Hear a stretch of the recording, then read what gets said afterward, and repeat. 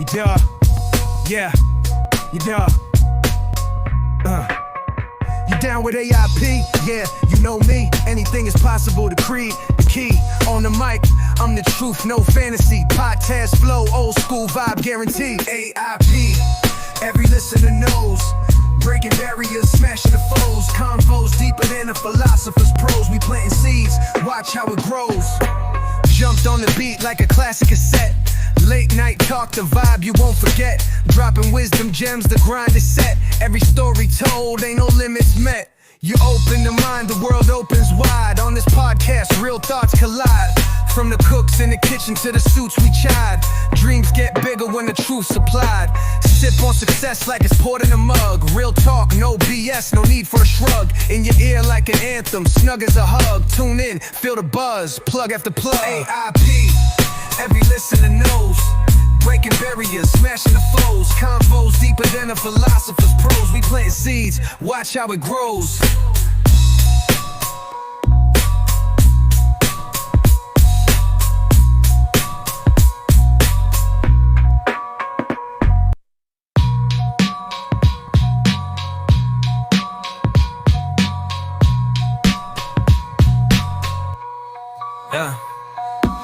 A.I.P. Every listener knows. Breaking barriers, smashing the foes. Convos deeper than the philosopher's prose. We planting seeds, watch how it grows. Watch how it grows. Watch how it grows.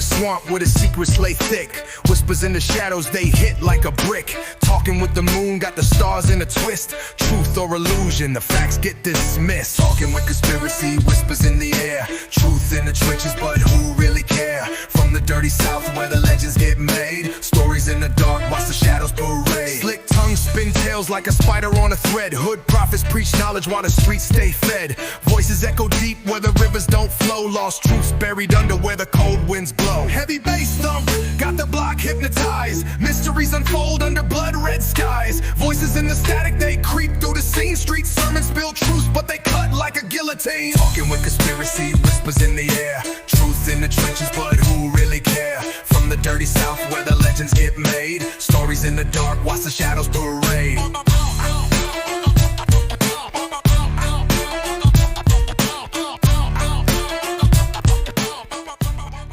All you ever hear about in this country is our differences. It's all they ever talk about. Politicians and the media always pushing the things that separate us, things that make us different. That's the way the ruling class operates in any society. They divide the rest of the people. They keep the lower and the middle classes fighting with each other so that they, the rich, can run off with all the fucking money.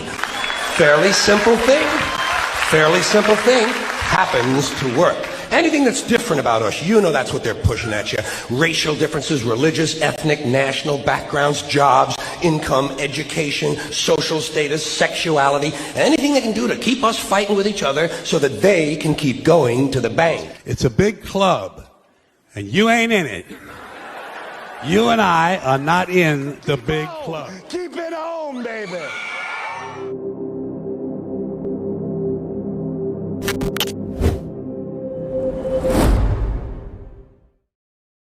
I have come here to chew bubblegum and kick ass.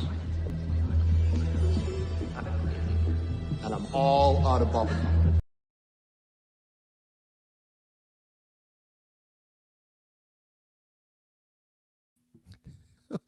Welcome for all our patient friends here. Sorry, it's one of them days. One of them days. Well, we got the full crew here. And welcome back to Talking with Conspiracy with Brother Dave, Brother Jamie, and me, myself, and I. Damn Rumble. That's all I'm going to say. Damn Rumble. I don't stand it. Sometimes she wants to work good. Sometimes not so much. But I think we got everybody moved over that was on the other link. So appreciate y'all coming over here to the one that's actually working. And how y'all doing today, gentlemen?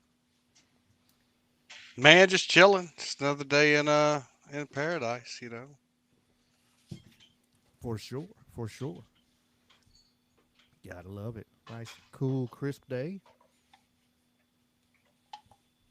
Got the Right. chimney swept. Nice fire in the iron stove. First one of the season. Hell yeah. Sweep your chimney, folks, or have me do it. But don't burn a fire without cleaning your chimney every year. I was bad And about it. that I and always run that them I'll creosote stand on. logs. That's medical advice. Yeah. No, I always burnt them logs. That one is supposed to clean your chimney for you, whatever. You burn that log and it's supposed to do it, whatever. I always run that. I run one of them through there. I burn that, and then I come back and burn everything. But Burning a log cleans your chimney. it has some kind of chemicals in it. It would get up there and make it, the stuff that's sitting on the sides of the wall come falling down. Well, I'm I going to tell guess. you, that sounds safe. I'm sure. I'm sure it was. I didn't burn the house down in 6 years. I almost came close once. But that was maybe twice. But that wasn't the chimney's fault. we're just glad you're still with us. Yeah, yeah. When I first bought the house, they put a nice wooden mantle on top of the wooden stove, and I didn't even think nothing about it. And when I burn, I got that sucker hot, and I came in the next day. I said, man, that board looks funny, and I looked, and it had burned from the inside. The heat of it just burnt that board up. I was like, ooh, and then I did catch the carpet on fire one time a little bit. Opened up the door to try to throw wood in there because it was actually had doors on it closed in. It was an insert inside of a fireplace. So good times, good times. Yeah.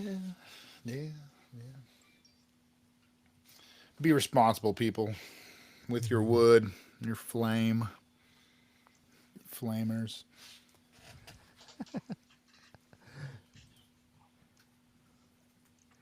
For sure. Be careful out there because it is dangerous. It is dangerous. I want to get rid of this thing, but I don't want to mess myself up. I'll just leave it alone. Stop messing with stuff, Ricky. Let me tell It's you working. a little It's working. mishap that I had that I just found out about today. Uh-oh. It's been brewing for a couple weeks, and I really ain't paid much attention to it. First of all, I'm horrible and don't check my mail like I should. Okay? So, a few weeks ago, because all my bills are automatic, you know? So, a few weeks ago, I get a letter from TransUnion telling me that they believe somebody's tried to access my credit and have signed me up for the ability to get free monitoring or whatever for like 6 months or a year or whatever. So I didn't think anything of it. I'm like, well, they caught him. They denied it. Didn't think anything of it. And I got a letter that day from somebody also denying me credit because they couldn't prove my identity. So over the last week, and I guess that's about a month ago. So over the last week, I've gotten 2 of those letters now. This one from some bank in Pacific Northwest somewhere telling me, you know, they're denying me my loan because they can't prove my identity. So I just wanted to tell anyone listening, if you need to go in and lock your credit down, first of all, everybody should be on top of their credit. I don't care if you got bad credit, great credit, whatever. Everybody should be on top of your shit. You can go to all 3 of them, Experian, TransUnion, Equifax, and within about 15 minutes, sign up for an account and freeze your credit on all 3 agencies in about 15 minutes if you need to shut it down. It'll tell you what your score is. It'll tell you, you know, anything that you've got that's bad on there. A little hint I'll tell you too, if you want to get shit off your credit, dispute it pretty regularly.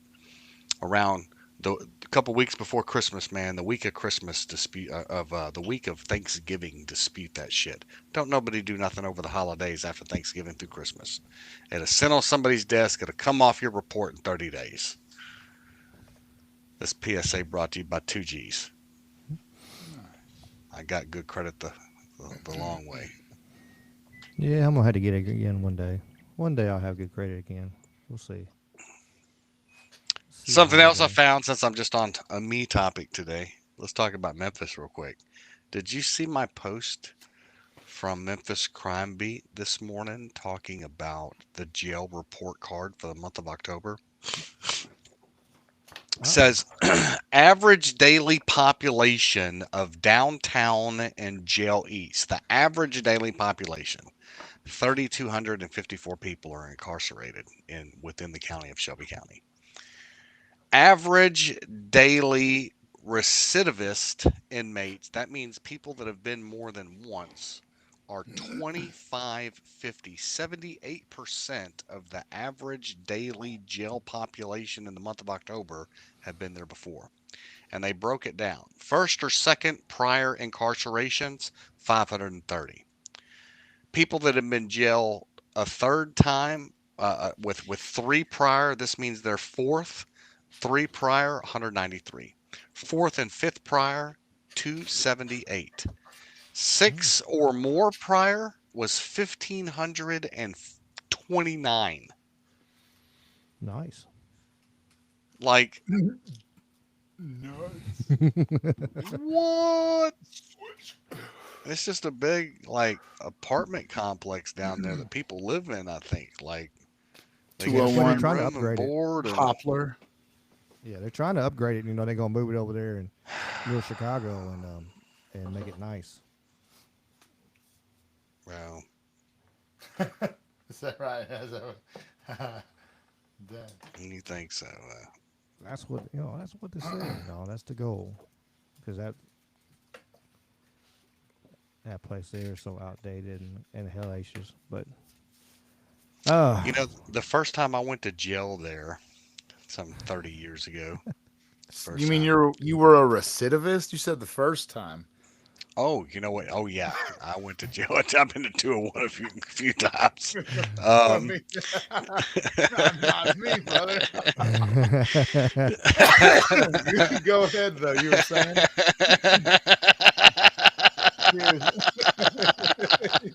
Since you brought it up, yeah, I'm a recidivist. Holy shit, I've been to 201 a few times.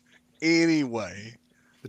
Charges don't always stick, though, brother. Go ahead. No, they don't. I don't remember. You threw me for a loop. I just got Neither completely do I lost. recall. Nor do I recall. Oh shit. Oh, anyway, so the very first time that I got locked up at 201 Bopler, they put me. I'll never forget this. I was in D block, cell 24, and I waited like 3 days to get bailed out. And it's a weekend. I finally get everything taken care of, and they come to get me. And when they come to get me, my cell door sticks. And I end up getting stuck there for like another 6 hours while they try to fix my fucking door to get it to open. No. You know, dude, yeah. I'll not A quarter avoid of a day is, man, fuck that, bro. That's a whole day. avoid Fuck that. jail. Oh, God. That's like a horror movie. The door stuck in up here. Fuck. no doubt. Well, here we are. Claustrophobic, man. Yeah, that's pretty shitty. Well, we should have a fun one tonight, I think, for everybody. We got some. We got to talking about the new. I was telling Jamie about it a little bit beforehand, but we got, Trump and Michael Dell, and they're gonna do a bunch of. I think it's a way that it's a new way for rich people to get tax breaks. Really, at the end, it's all said and done, but they're gonna put money in for kids, put money in, and if the zip codes make less than 150,000, they're gonna put 250 per kid and in little accounts, and they can actually make money off the market and kind of deal. So should be interesting there.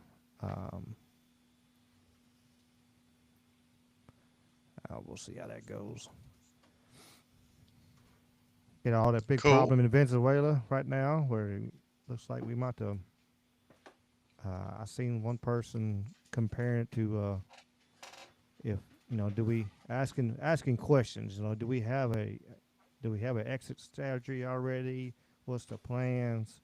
Is this Vietnam 2.0? What are we doing? And then we got Candace Owens Is Right? Question mark. And then wherever else we go along the merry way, we'll see how it goes and whatever pops up. Just random stuff.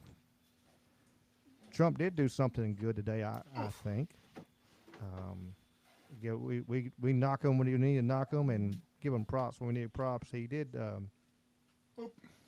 He just did away with the cafe requirements, so they can actually bring little trucks back over here. We can actually have mini trucks and. So are you saying we're going to get that Toyota base model that's like 10 grand all over the world? What he just said is possible. If they wanted to bring it over here, they could now. You know, that's why we couldn't get the Toyota Hilux and all that stuff. Yeah, because, you know, because those cafe numbers. That's why damn pickups are big as fucking houses and shit. But we can actually get some small trucks we desperately need. You know, a lot of people don't need a tank to drive around every day. They need, you know, just a little truck to get stuff from here and there. Vehicle, man. Yeah, a little work vehicle. Hell, it'd be nice to have one of those little. Yeah, I wouldn't. Hell, I'd take a brand new K truck for sure. You know, just to drive around, putt around town. And but hell, I guess we'll start there and we'll go from there. We'll start easy. We'll ease our mind, and because, you know, we've been off for 2 weeks of talking politics. We got to ease back into this shit here.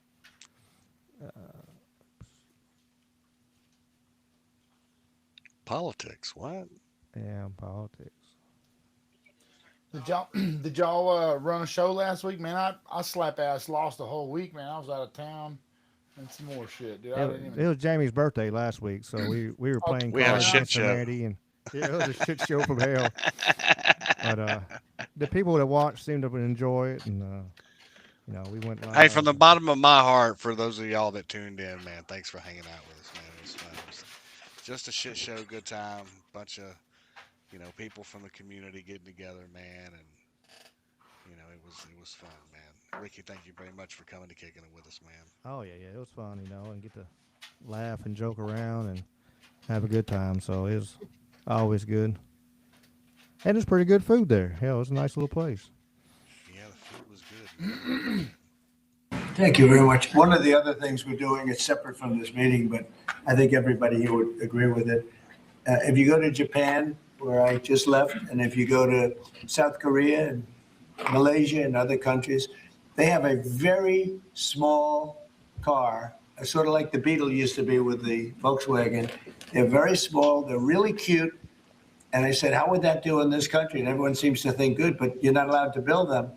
And I've authorized the secretary to immediately approve the production of those cars. So you'll be able to buy they really are, they're actually, some of them are really beautiful, actually.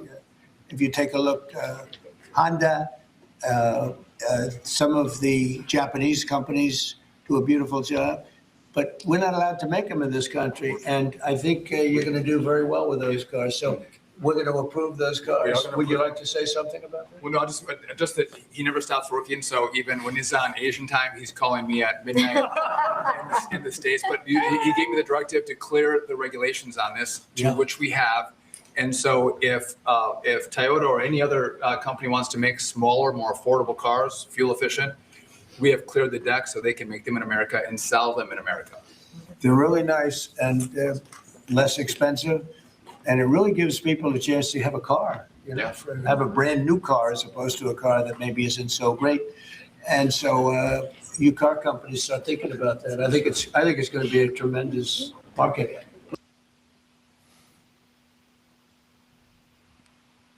So a positive. We got to give the positives of the positives there. The reason they couldn't make them sweets is the cafe markets, the cafe standards, and the crash test, and there's so much stuff they went into it. They made it where they had to make them bigger, and you know, some of it was fuel economy, so they made the truck so damn big so they could get out of fuel economy. You know, if it's so big, you don't have to be full. You know, fuel economy could be certain things, or you don't have. They're not liable for it. So, you know, that's why even mid-sized trucks were fucking full-size trucks. You know, and then full size trucks are just monster fucking trucks. It's they pushed it because of the bullshit fuel economy, which we should have good fuel economy. I'm not saying that, but to the point of there's other ways of doing it and than just, you know, manipulating the system. Is all they were trying to do anyway. Because if you turn around, that's why they were pushing, you know, the manufacturers are pushing electric vehicles, because you could turn around and have the numbers, manipulate the numbers with the electric vehicle and say, hey, look, like this one here is they had a way to converting electric miles per gallon to, you know, regular miles per gallon, actual fuel. And so they put them up like they're making 99 miles a gallon. Well, if you had a vehicle making 15 miles a gallon and you average the two together, then you got a much better. And it puts it up above that 35 miles an hour, miles per gallon was the regulation. And so that's why they were pushing so much electric vehicles. One of the reasons. There's many, I believe there's many. We talked about some for sure. I think some of it was control where they could actually cut that sumbitch off if they wanted to. But this is for entertainment purposes only. We know we're just having fun. But if you turn around and, you know, so now if they took out that regulations, hopefully I've heard also, I don't know if y'all have heard it or not, they're talking about doing away with DEF and doing away with the emissions crap on the diesels, because it's not getting better fuel economy. It's not doing anything better. No. Absolutely at all, other than costing us money all the way across the board. Because when big trucks cost more money to run, that shit trickles down right to us, and that's what brings our stuff, our groceries to the stores and our products to the stores, our Amazon packages to the stores. You know, right. to us. So if they can run without DEF and get better fuel economy and get this shit done a little better, we'll be able to do. Yeah, those, them hybrids can get some damn miles per gallon, JM. They can. They can. I just, I don't know, man. I think at the end of the day, all gas vehicles, I feel like the Obama era, that cash for clunkers, when they gave you money for your vehicle and then gave you a tax write-off for it on top of it. You know, I think what they did was they intentionally took a line of automobile engines out of the market for people. You know what I mean? You can't find them at junkyards anymore. You know, they took the used parts off the market. They took the used cars off the market that could be potentially being used. They did, right. And it was intentionally to make people have to try to buy newer vehicles. And you know, with the newer vehicles, they got all these nannies on it. They got the cameras on it. They can sit there and see what you're doing. They get, you know, they got the technology. They want to sit there and track everywhere you go. With, you know, even with the insurance companies. Yeah, I'm gonna stick with my older. I do wish I still had my 18 RAM. It's that V6. Right. It's a big low. I got you. Yeah, if you do have the knack to working on older engines and stuff, carbureted stuff, even points distributor stuff instead of electronic ignition, you know, the name of the game. I think, like you said, the Obama cash for clunkers.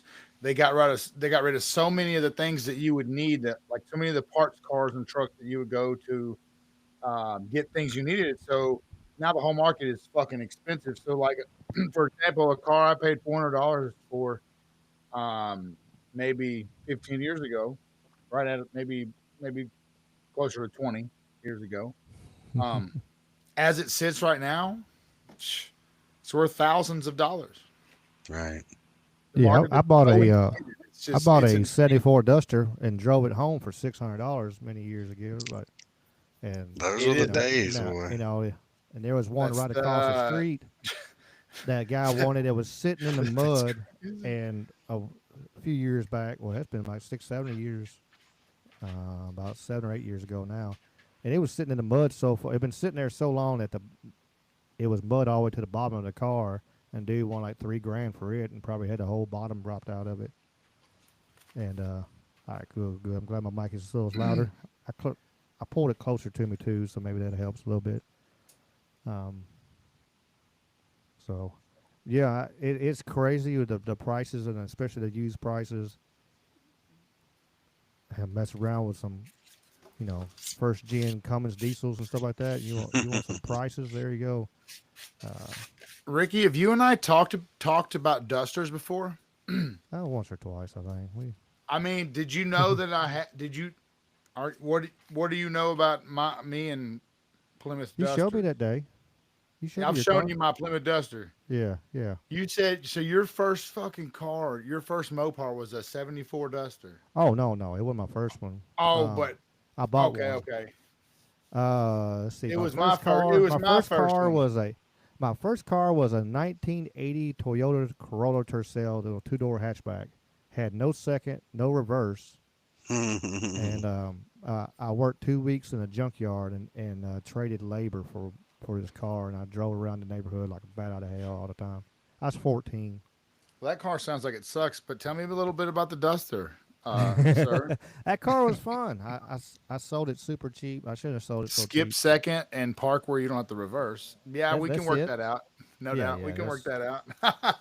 Just park where you had to pull out. But I was 14 anyway. I couldn't go nowhere. So I just drove around the neighborhood. That was connected. It made you a better, it made you a good driver. And I got a Zuzu pickup diesel next. Okay. And I've owned a little bit. I've owned them all at one point or another.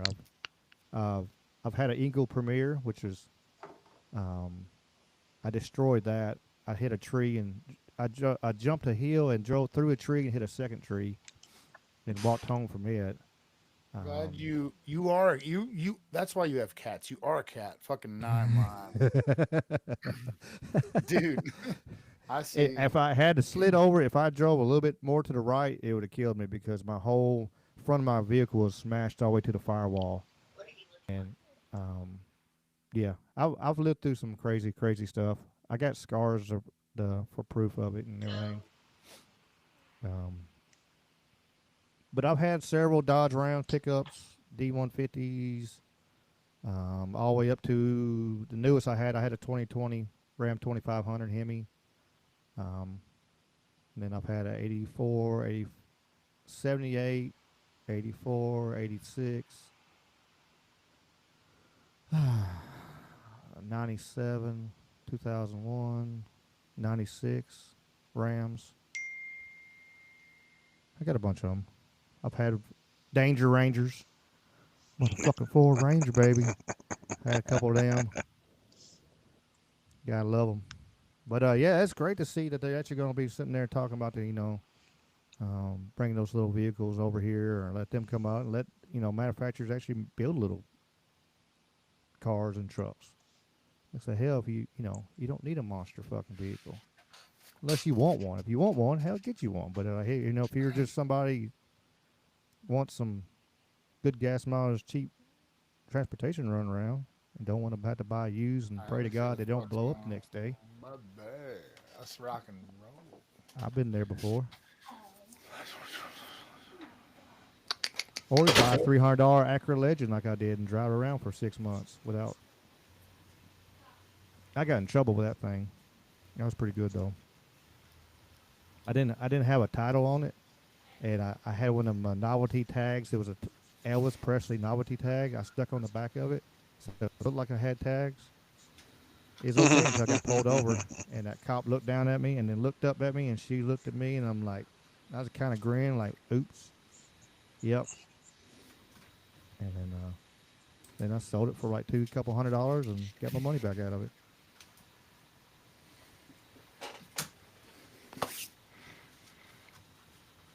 We got to do some fun car stuff together soon, bro. We're going to do that. We're going to talk about it later, but not on the air. We'll talk about it later. The folks don't want to hear about our. I rode it. I didn't rode it in a 914. I rode it in a 944 before. A friend of mine, I know somebody had a 944, but damn, that'd be scary. Having a crash in a Porsche. Pop had a 924. I know a guy. It wasn't like 80, the fastest, but 85. Yeah, it wasn't the fastest thing in the world, but Handled good as fuck, didn't it? yeah, because we were over there at Shelby Forest with all them curvy ass roads and Right. shit, and that Right. sumbitch was doing 90, just yanking me back and Yeah. go zoom, zoom, zoom, and I was sitting there like, man, this is cool. Yeah, you feel safe. That bitch is hugging, gripping. Until we come around a fucking curve and there's a whole bunch of bicyclists with their little fucking tight little, jackets on and shit, and like, ooh. And thank God his brakes work, because now we would have went through some fucking bunch of bikers with all their little matching little outfits on and shit. I like doing my biking, but I ain't got all the little tight spandex shit on to do it. I ain't doing all that. I don't always ride a bicycle, but when I do, I put on lingerie first. Men's lingerie. The same is true for wrestlers. That's why jiu-jitsu is cool, because it's like you either just wear normal shorts and t-shirt or like your pajamas. But we're not gonna wear spandy. Yeah. Every once in a while somebody pops up, they'll have the little wrestling leotard on. The little Todd, yeah. Hell yeah. What's up, bro? Hey man, did you bring the lotion? Lemon.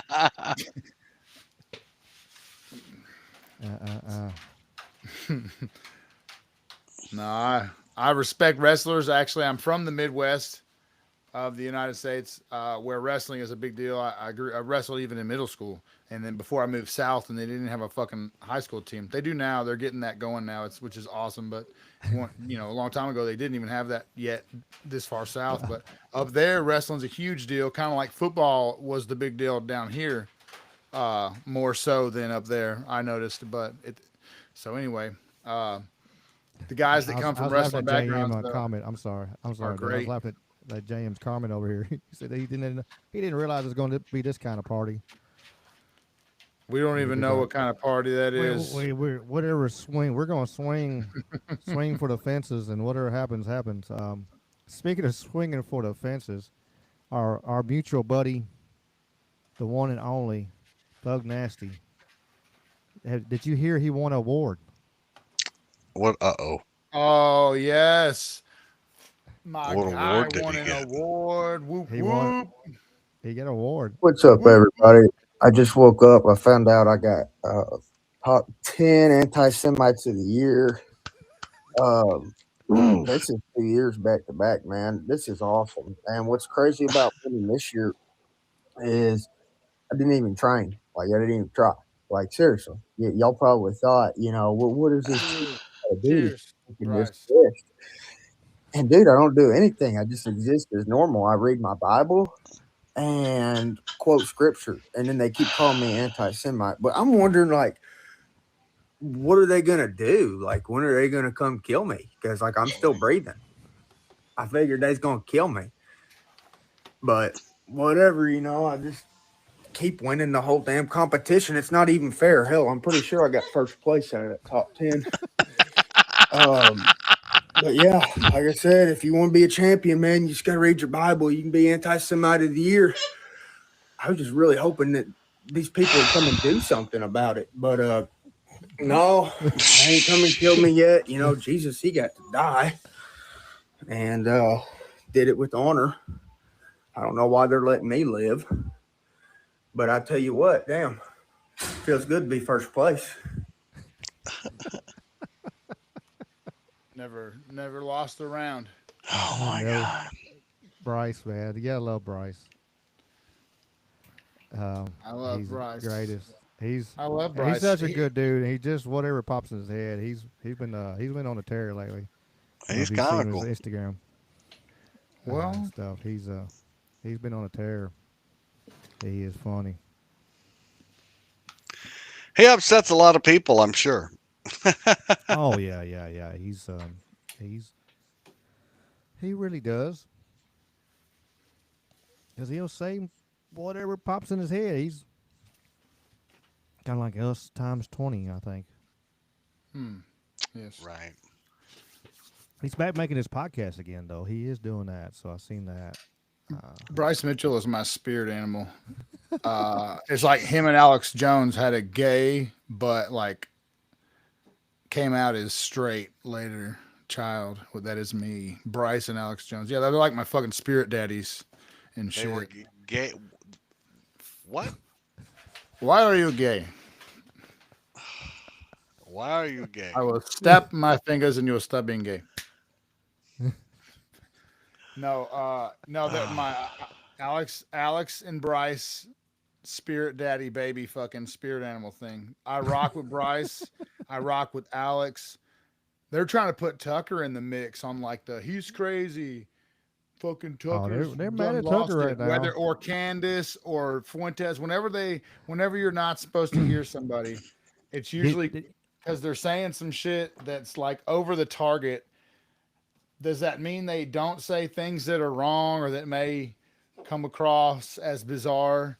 No, usually, in fact, a prophet is not without honor except him on his own. So that, usually there's a little crazy that comes with it. That's just kind of how it goes, but they're telling you the truth. And on some level that resonates with you and you're like, man, I don't know, bro, be asking good questions. And that's the main thing. Like this person thinks for themselves. And I like Bryce. I'm sure he said some dumb things. I'm sure he said some things that were probably among those things that are true that you just don't say as well.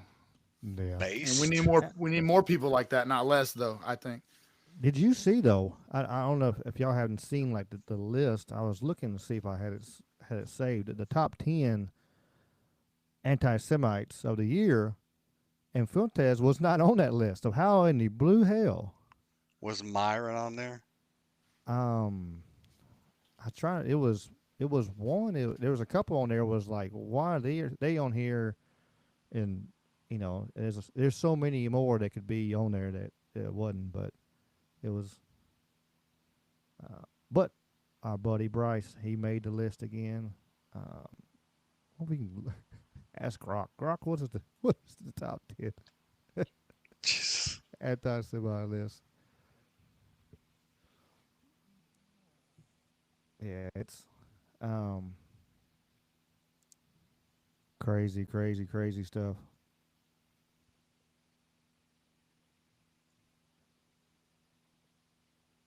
What was that? Where'd it go? I had another little video right there. I had it. I think it's in the random. It's in the random pile. Speaking, we'll stay on our anti-Semite moment here.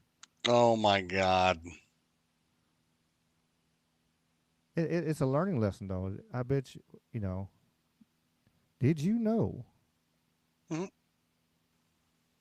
it wasn't for us Jews, there wouldn't be Christmas the way you know it. Look at that. Because, Irving Berlin wrote about Christmas and redefined Christmas music. Until then, it was all like Jesus music.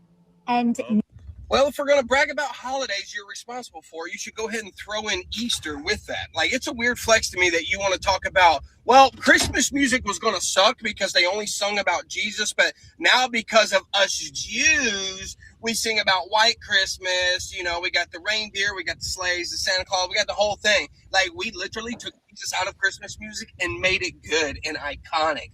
Like, this is what you're saying out loud. And it's weird to me how Christians will follow this conversation up with going, oh my God, Jews were responsible for white Christmas? This is so good. Like, my kids love Christmas songs now. Like, yeah, keep flexing. Keep flexing. It's a weird conversation to have out loud and publicly. Like, yeah, we killed Jesus again. Jesus. So, so I got a question though. Okay, go ahead. Where the fuck are Easter and Christmas at in the Bible? They're not. Oh, well, talking about weird stuff that strange religionists introduced into, pure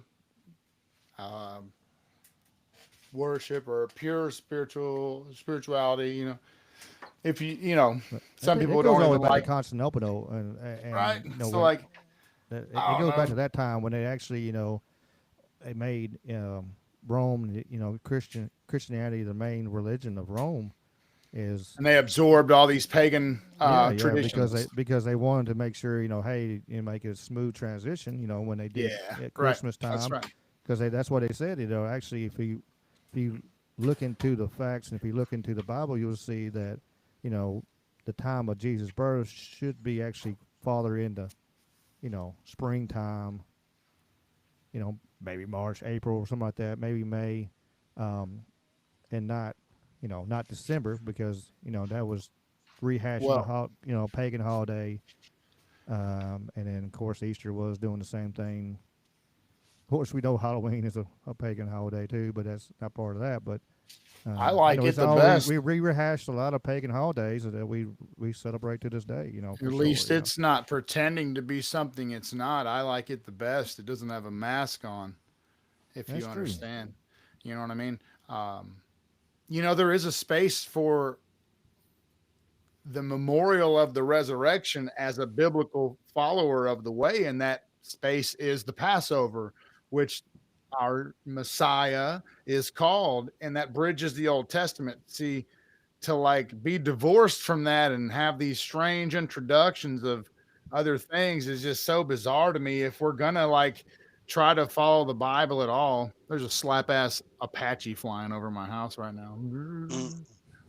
But if we're gonna do it at all, try to do it pure, try to do it right, and I strive to do that. And it's hard to find a church that really teaches that. There's a few around, but even they can be weird, which that's just the manner of people. They're imperfect and weird. So just do the best you can with your spiritual self. Don't neglect it. I try to be less dogmatic. Even the more I learn, the more I realize I'm never going to fucking know enough. One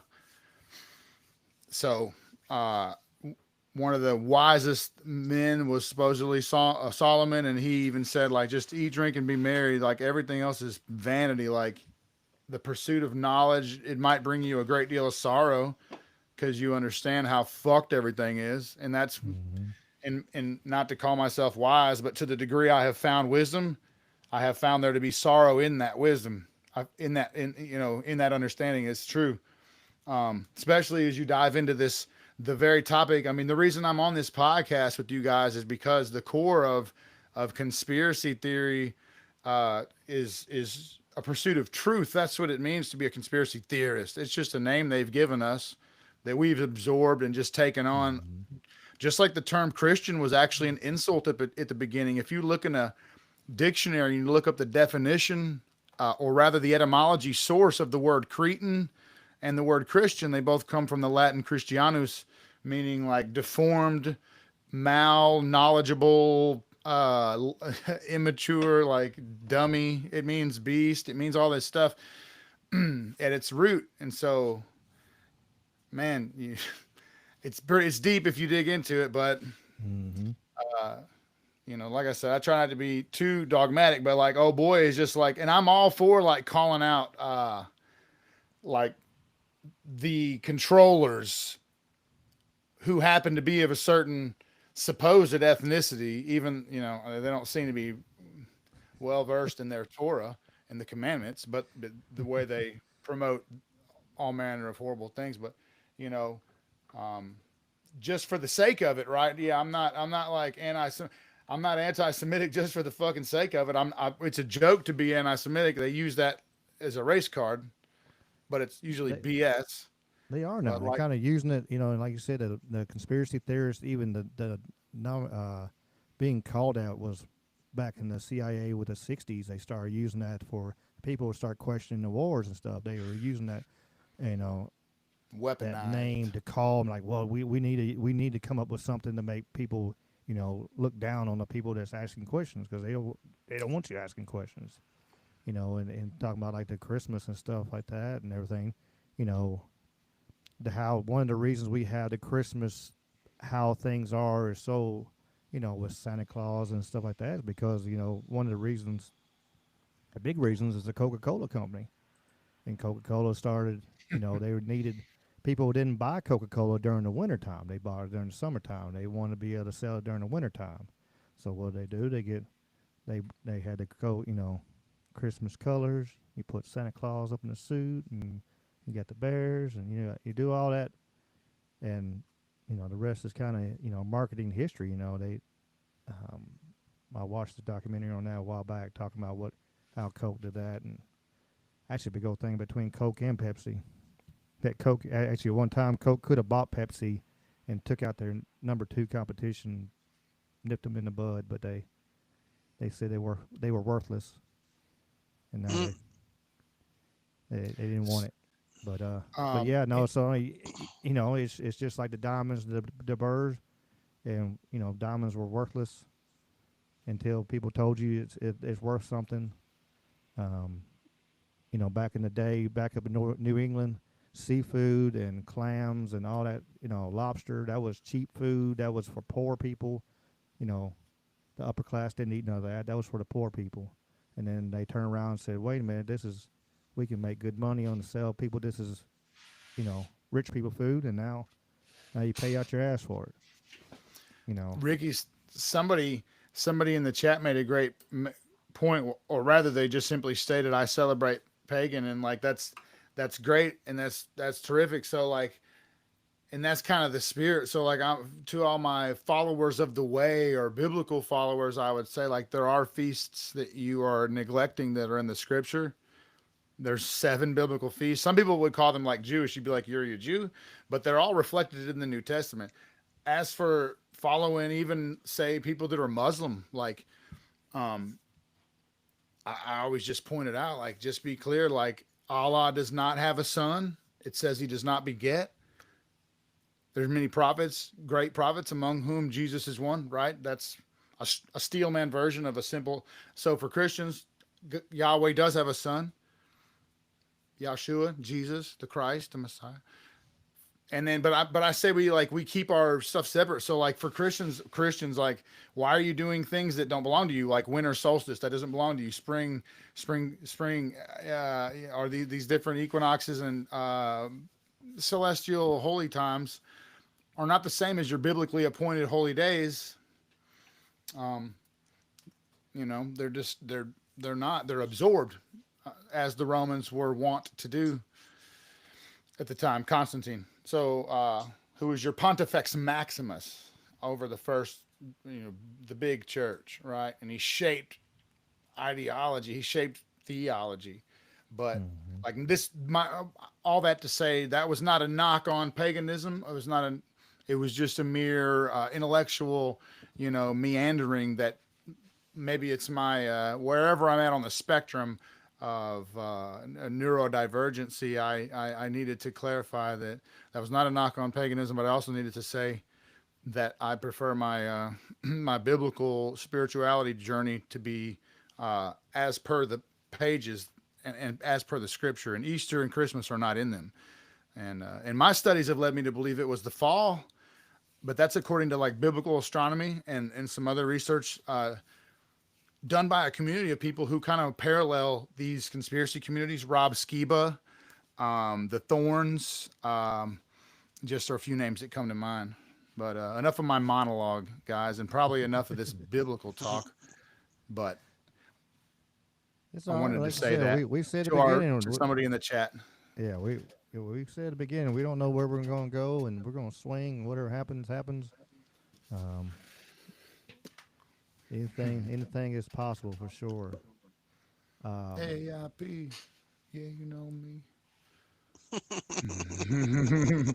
I'm gonna play this video real quick. This one kind of I talked it on Mike's show, the algorithm. He's there in the chat. He's in both chats. He's swinging back and forth. He's making sure everybody get to talk to everybody today. So I'm gonna play this video right here, and we can talk about it. It's kind of fucked up. I don't know the word for it. And we're not careful, it could happen over here. I've heard 11 police officers turned up. Yeah. I mean, that's completely ridiculous. Yeah, I'd left my front door open. I was waiting for my dad to come to the house. I was actually in the bath. And 11 they opened the door themselves. And just came in? Okay. And you're in the bath? Yeah. And what do they say to you? Well, I heard my name, which was one female out of the lot of them. And 10 men. I thought about it. Let me put a little context on what this video is if you haven't seen anything about it. This lady right here got punched in the face by her boyfriend, and she texted a friend of hers about, the situation and called him a faggot in the text message to her friend. Well, England being UK being UK, they picked it up and they come arrested her for it. Wow. Male officer. Yeah. And then I heard my name and I thought, oh, it might be my sister because it didn't sound like someone who was, because obviously I was upstairs in the bath. And then they just come up the stairs and they didn't give me any privacy or anything. Like I had You were naked? Yes. How did that make you feel? Disgusted and really upset. I was crying my eyes out. And what did they say to you? What did they say they were there for? Well, I was just asking them, can they just leave the female officer and can they please go downstairs? As obviously I was upset and I had no clothes on, and they kind of wanted to watch me get changed, and I was very upset about that. In the end, they did send the males down the stairs, and the female officer sat with me. I was crying my eyes out. I was really upset, and then I said, "Well, what are you even here for?" Because I was shocked. I was in utter shock, and she said, for malicious communications, hate crime and malicious communications. And I said, well, what for? And they said, we'll discuss that when we get to the police station. I have to see if I can find that video because, and I give Pierce credit because Tucker told Pierce about it on when Pierce Morgan was on Tucker's show. And he actually told him about it. And I guess he got the girl to come on there. So, and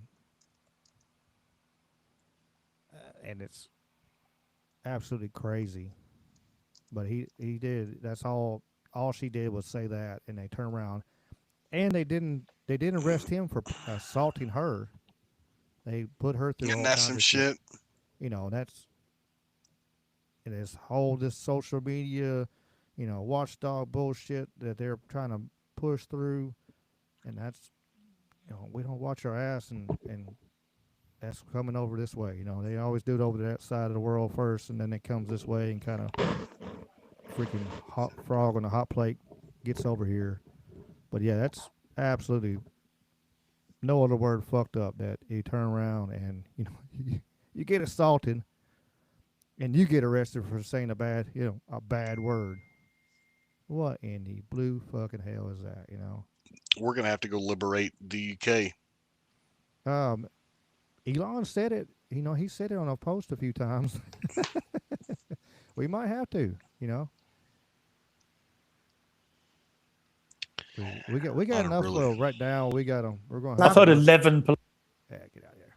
We got a lot to worry about right now on our side. Speaking of going attacking. Let me scroll down here. I don't feel like not sure. Brother Bryce.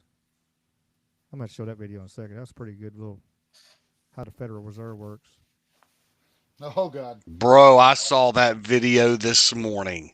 It's pretty good. It's pretty good. Well, hell, we're right there. I'll crawl that back. Yeah, this is a pretty good video. Oh. It's about 7 minutes, so. Side the Fed. Not you, not me, no American citizen, no duly elected member of our Congress, not the Supreme Court. Not the Supreme Court? Not the Supreme Court, not the Justice Department, not the CIA, DIA, FBI, ATF, ATE, NBC, not even G.O.D. Well, how come the government isn't allowed inside its own building? Government? Ah, the Fed is a private bank owned by private stockholders. Do not let the name Federal fool you. This place is about as federal as Federal Express. A private bank? Private? Shh. Best to keep your voice down, pal. This is Ethan, Federal Reserve. Hey, Eth, Bill here, First National. Hi there, Bill. How are you? Good, good. We're running a little low on money. No problem. How much you need? Oh, how does 20 million sound? What? Excellent. We'll ship it over first thing tomorrow. Wait, he can just call up the Fed and ask for more money and they give him whatever they want? No, pal. The Fed don't give the banks money. The The Fed loans the banks money.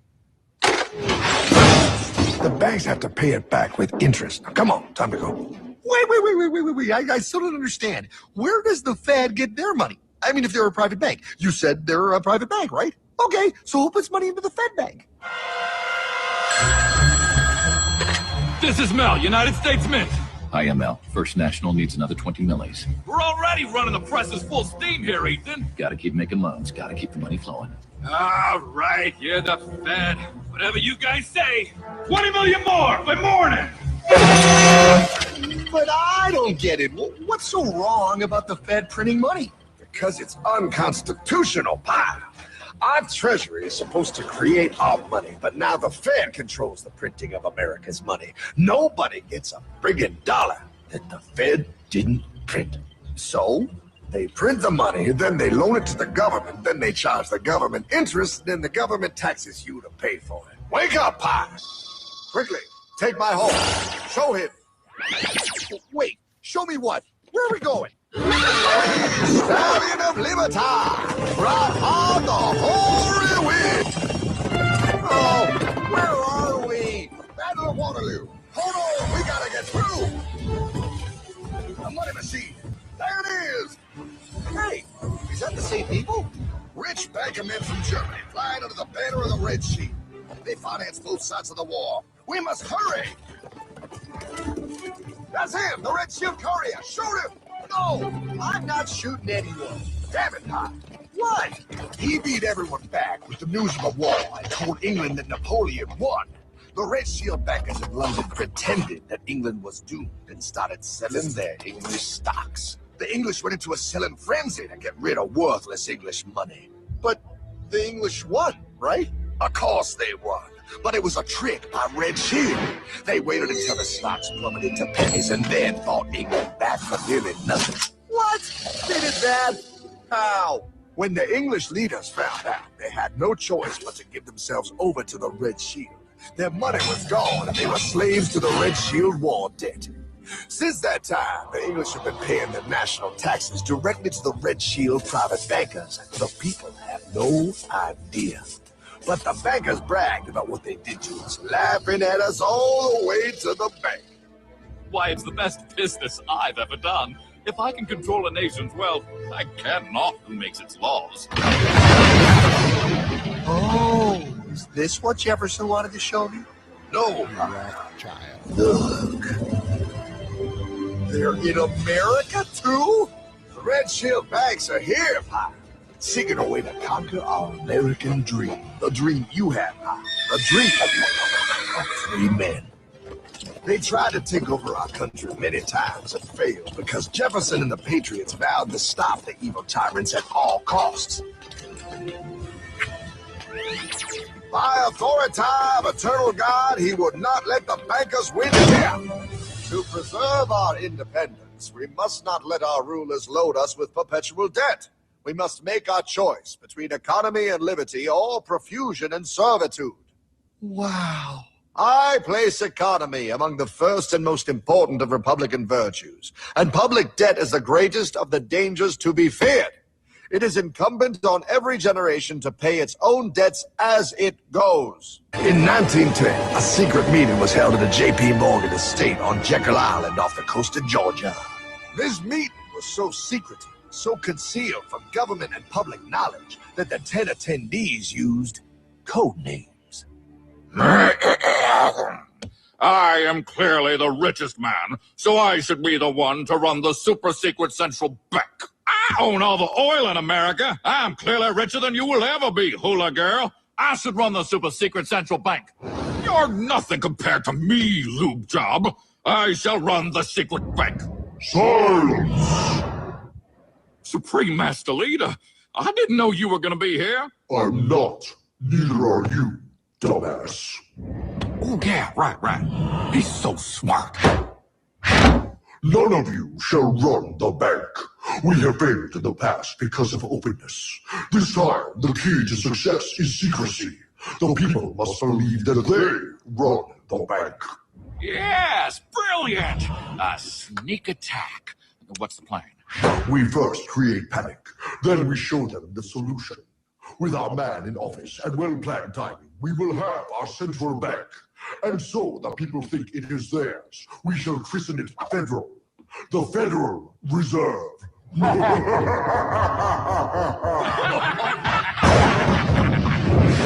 They struck on December 23rd, 1913.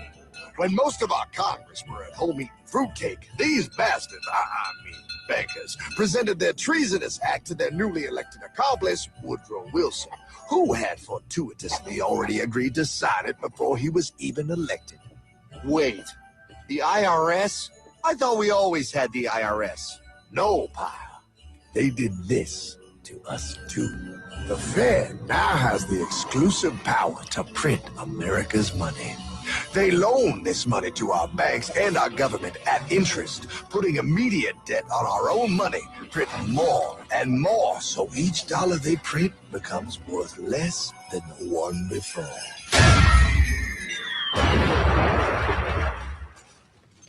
Merry Christmas. What in the hell is that? That, pal, is how our government now must pay back these debts to the Fed. Your taxes did not go to your government. They don't? It's the greatest theft in human history.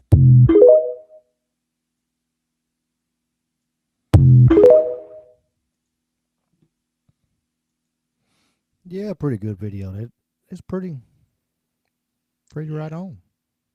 They did a good job. They made it funny, trying to keep get a little laugh, but there's a lot of truth in that video. A lot of truth in that video.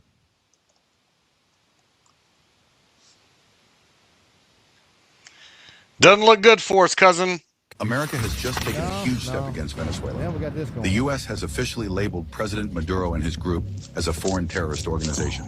When the U.S. does this, it means the American president can legally order airstrikes without needing any extra approval. So right now, President Trump could bomb Maduro if he decides to. The U.S. also said they will use all available tools to protect national security. And this is happening at the same time the U.S. has moved more than 15,000 troops into the Caribbean, which shows how serious the situation is. But Venezuela isn't sitting quietly. President Maduro has already prepared over 200,000 troops for a possible war with the U.S. Venezuela called the U.S. terrorist label, a ridiculous fabrication. There are some reports claiming that Trump and Maduro might actually be talking behind the scenes, but none of this is confirmed. Officially, the U.S. says they cut all contact with Venezuela months ago. What we do know for sure is this. With this new U.S. designation, President Trump now has the legal power to launch an airstrike on Maduro at any time. Follow for more global news.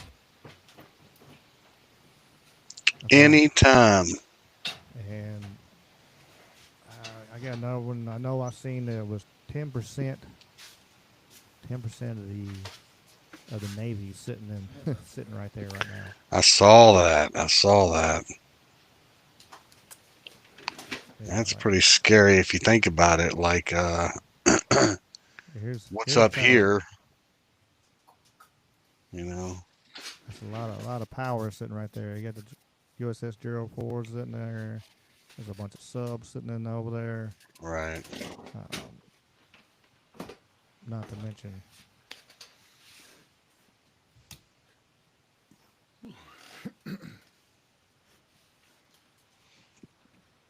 This one here, this Twitter post right here, I don't know, is their thought on it, saying if they fall, of course they get to hold it all. Where is it? There is a video talking about.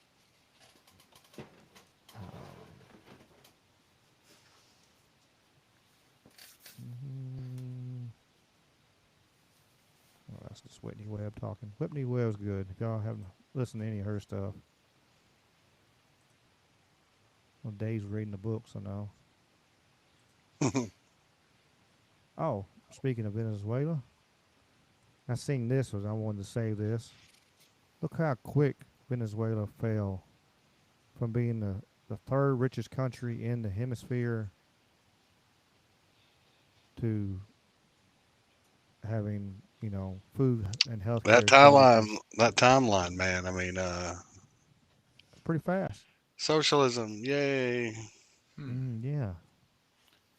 Bernie Sanders praised them in 2012, and by 2016. Hell, they didn't have no freaking food. Then they stopped elections the next year. Then they started massacring their own citizens. Because they were unarmed. They had took all the weapons from them 10 years before. Huh. Imagine that. I can't wait to give my gun up. I'm sure you just hand it right over, won't you? Just here. Well, you give it to him, Jamie. You give it to him. You know, business end first, of course. Hi,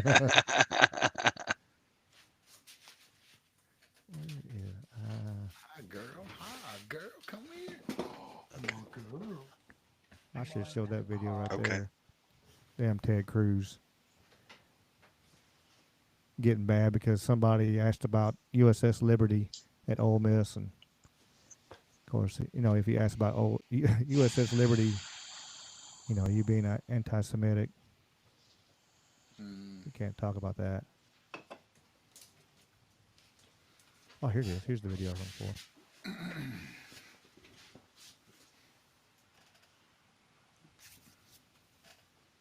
We're talking about the largest reserves of oil in the world that will be doing business with the American oil companies. And that is something that I have made very sure that they understand.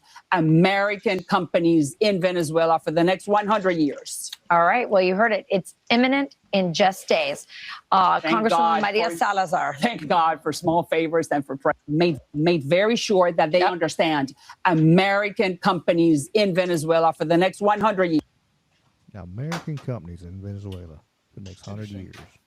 Interesting thing to say. That is an interesting thing to say.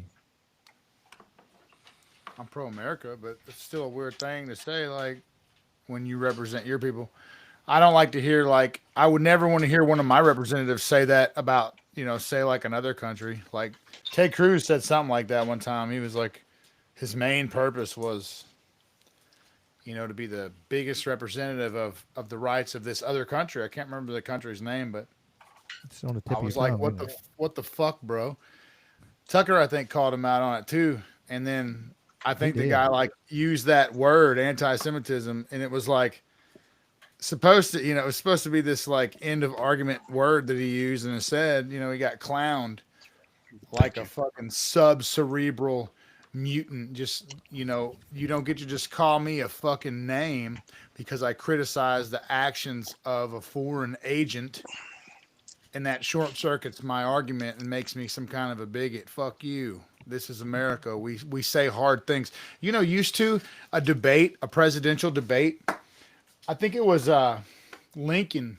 It was either Lincoln or Jefferson, one of the two greats. They're kind of separated by 100 years, but he said after like a 2.5 hour debate, they broke for lunch and had like another hour or two.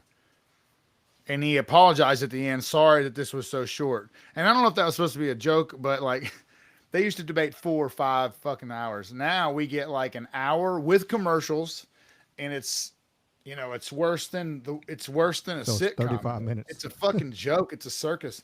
And to tie that in with something we watched a minute ago,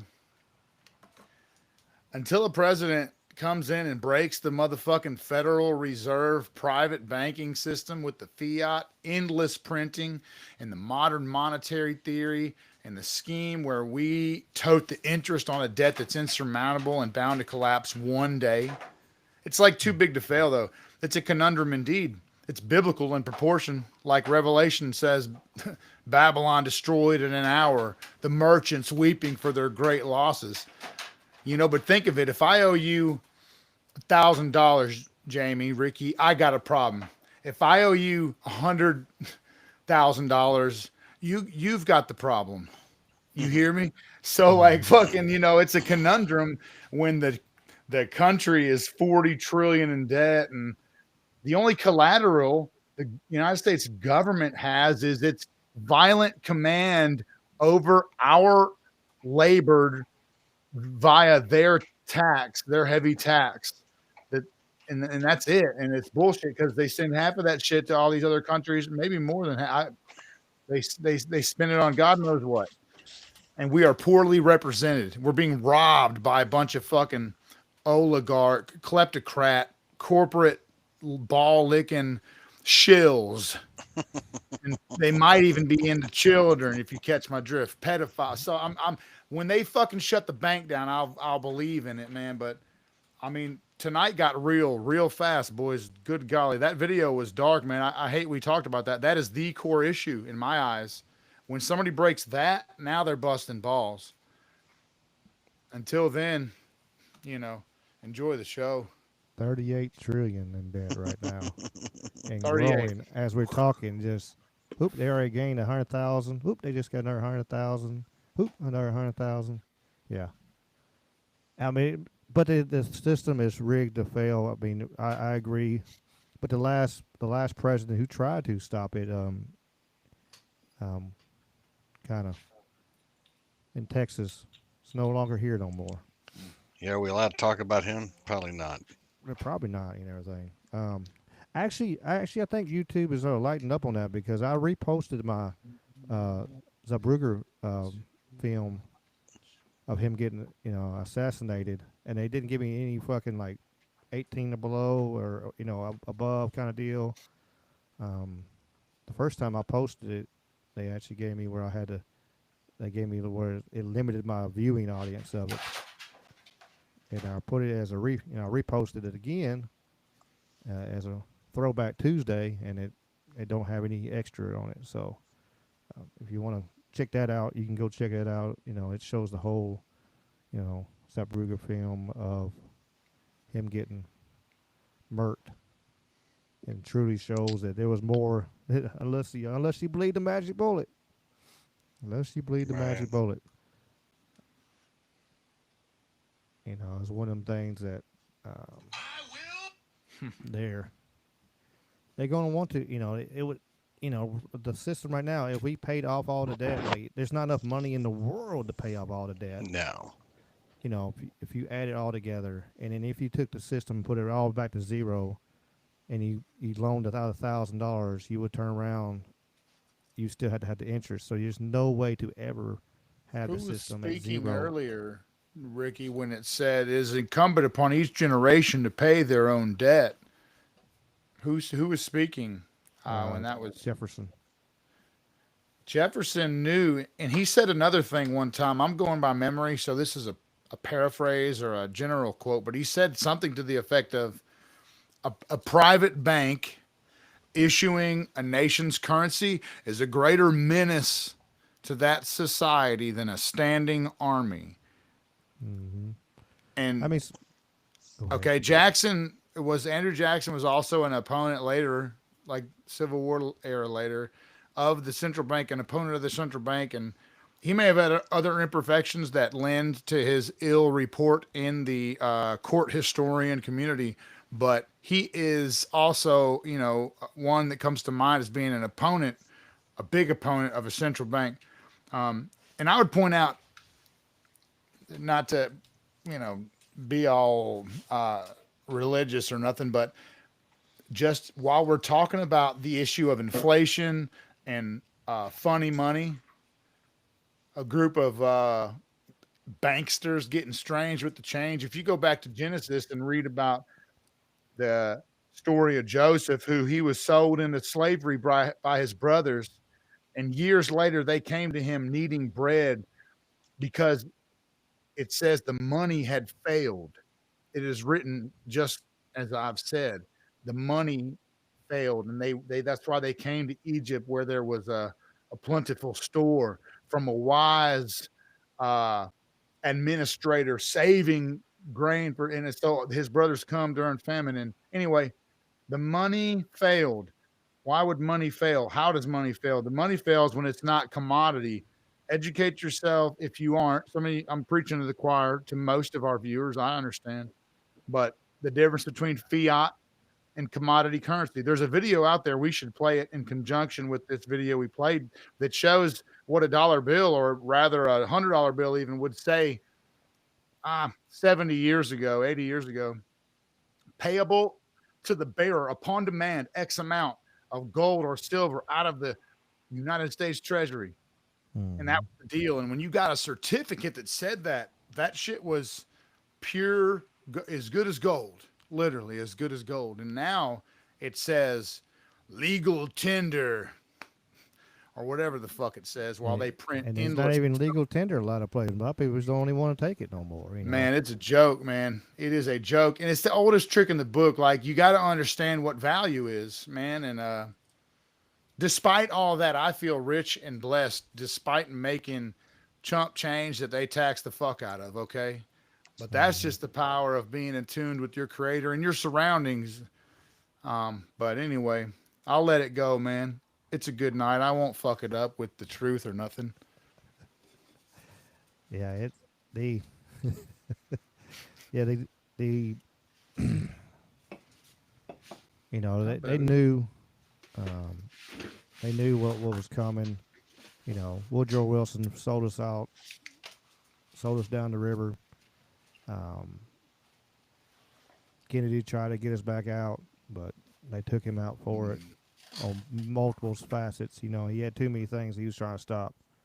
At least he did stop Operation Northwoods and kept them from attacking Cuba.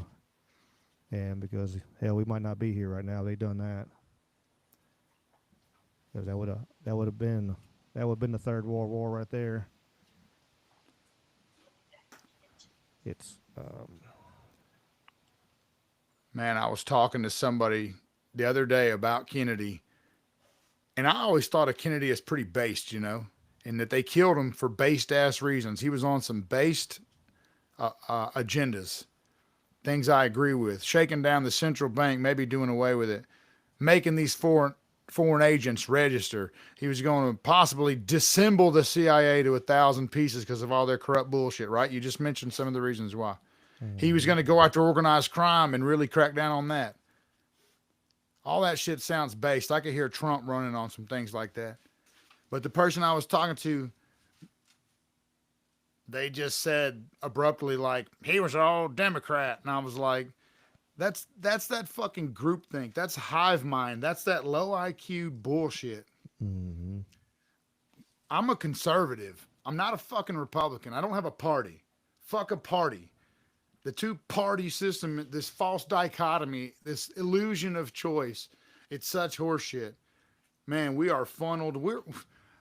Man, dinner's almost ready. Fuck a frog cooking in the pot, man. We're tender and juicy. Fuck you mean? We're we're toast.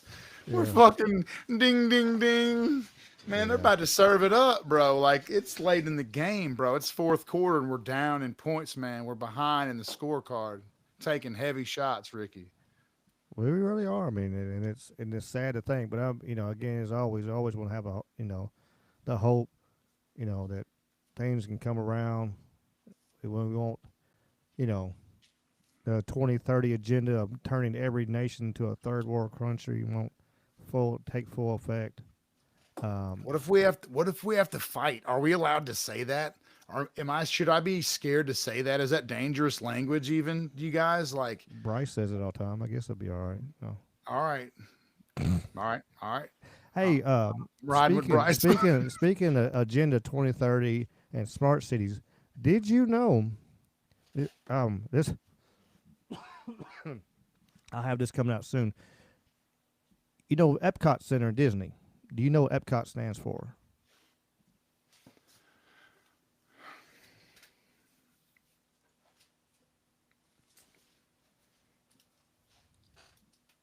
Do you, Jamie? Oh, he's in his own little world. Oh, I had it muted. My bad. No, I don't at all. Experimental prototype community of tomorrow. Epcot was supposed to be the first smart city. Yes. Walt Disney wanted to actually have 20,000 people living there and actually be a round city. That way, they didn't have to have cars. They just worked for Disney. They didn't own nothing. Epcot was supposed to be the first smart city. It was the beginning, and they were doing it all the way back then in the 60s. They've been planning this shit for a long fucking time. A long time. It's been frog in the hot plate, been slowly been turned up for decades now. And like Dave said, Mr. Mark Twain, we're done. That little timer's ringing on the fucking oven right now. And we are fucking cooked. YouTube is on point. The boys and girls on YouTube are saying, fuck saying our debt. And I like that correction of, pronoun right there. I used the wrong pronoun. I misgendered the dead, and I will not, I will not tolerate that. And I will stand with you on that. It is the fucking debt of the pedophile controllers. It is not the people's debt. That is right. Absolutely right. Absolutely right. Anyway, don't Google fractional reserve lending or anything, whatever you do. Now, we've talked about it That's before. right. Yeah, It's not our fucking debt. In fact, we are owed greatly. Yes. Back Misgendered taxes. debt. Yeah, we can't be misgendering shit on this show. It's uncouth. Unbecoming a Unbecoming patriot. of us. A man of firmness and virtue, and resolution. But the big, but what do you, to get back to kind of the, we've been swinging today. We're just swinging back and forth. What do y'all think about the the whole situation with the Venezuela, and do you think that they're actually going to start dropping bombs? Is this Vietnam 2.0? Do we have? I definitely don't think it'll be that. And the reason I say that, and for the ones in the chat, for the ones listening, is, when we went into Vietnam, they really didn't have they didn't really have any true, like, okay, this is what we're going to do to win this war. We're just start throwing shit over there. And so it's, of course, to get in there was a false flag. We're going to watch our ass until I've heard too many rumblings on false flags coming up soon. So, but right now, I mean, like the thing said, Trump has the okay. If he wants to start dropping bombs on them, he can drop bombs, since he nominated him as a terrorist group, and but if we do you know that China invested over $60 billion into the country? Oh yeah, so has Russia. That's where most of a lot of their oil is coming from. And so if we mess with the supplier of their oil, I think it's a possibility. If you want to bring chaos through the whole, on a negative mindset, if you wanted to bring chaos to the whole world, that's the way to do it. If you turn around, okay, you took over the oil right there, you start bombing there, weak in the Middle East, because they don't have, most oil anymore now that America has control of all the oil. And then China's going to come in because they're not getting the oil they need, start attacking. Everything turns into hell. Help elevate and push our third world country state by 2030 kind of deal. Agenda 2030 would help it come along. Which, speaking of that, in small cities, just throw this out there for fucking shits and giggles. The neighborhood in China that's on fire right now, that all the apartments and stuff are burning, is another area for another smart city. It's amazing how all these cities around the world are catching on fire and burning up. It has proposed smart city infrastructure and plans in place. And then a large fire comes by and just happens to wipe out large, Oh, come on. L.A., Hawaii, now China. It keeps growing. I don't know, boys. It ain't pretty. It ain't pretty.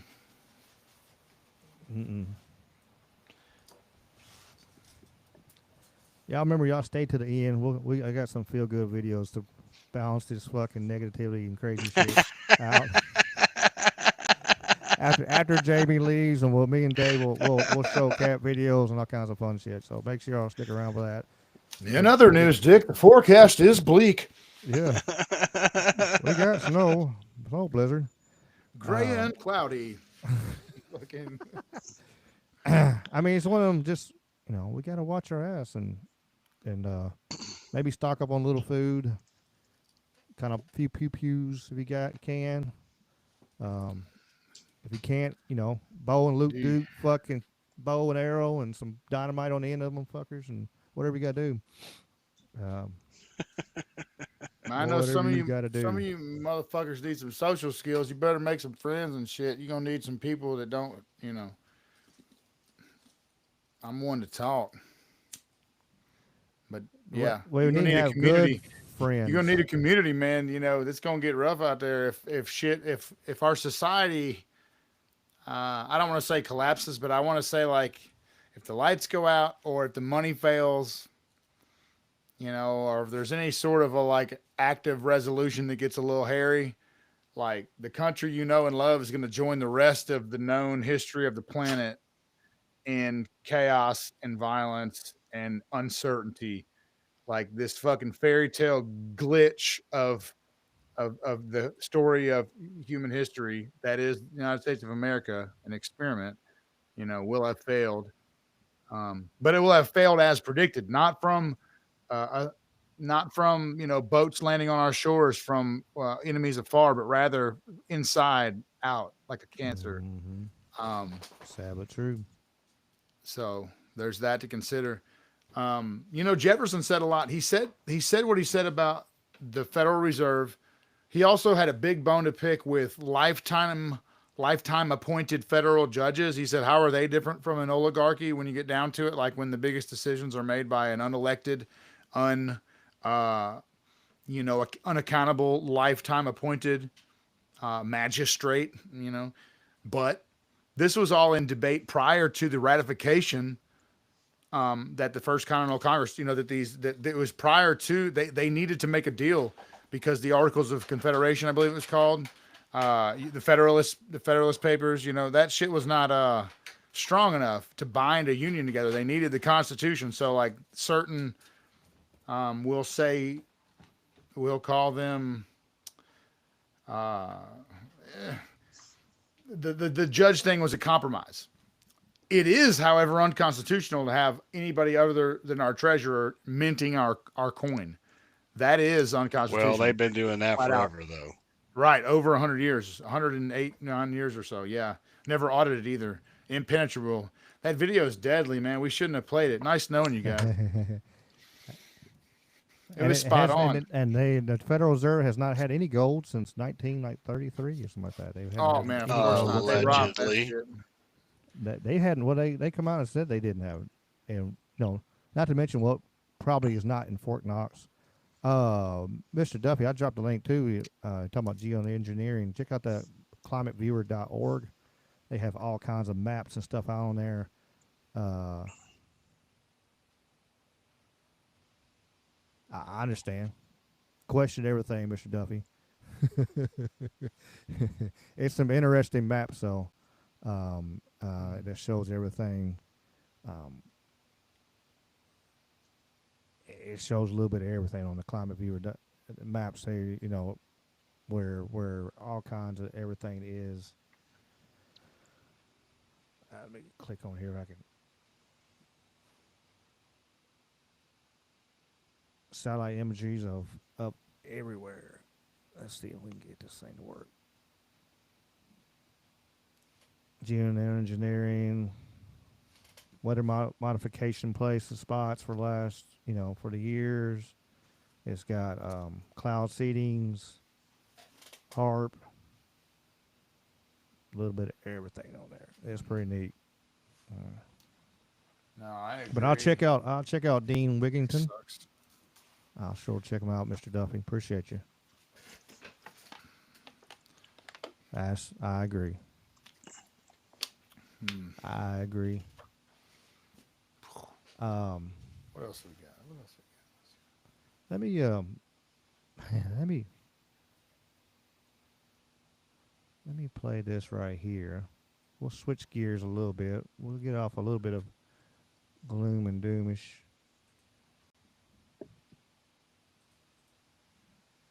We believe the smartest investment that we can make is investing in children.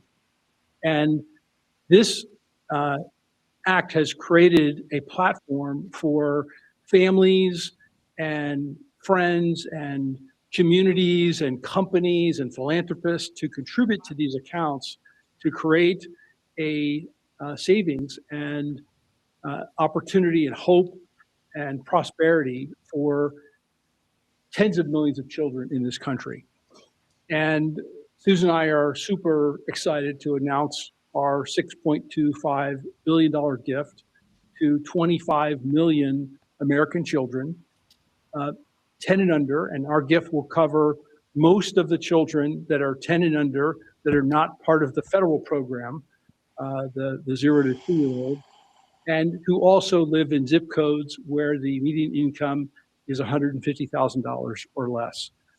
And I have spoken with a number of other wealthy Americans, philanthropists, and we are confident that others will join us because we all understand the incredible impact that a gift like this can have on the lives of young Americans. So again, it's a great honor for us to be here to be able to announce this. You know, when I was 8 years old, I got a passbook savings account and I had, I think about $8 in it. And you go to the savings and loan and you give them a quarter and they'd stamp your account. And I got to see the power of compound interest early in my life. And that has brought me here to this moment. And hopefully will inspire that kind of opportunity for many more young people in this country. This is instead of these multi-million-dollar, which is a nice way of saying, you know, this is going to be, I think this is, I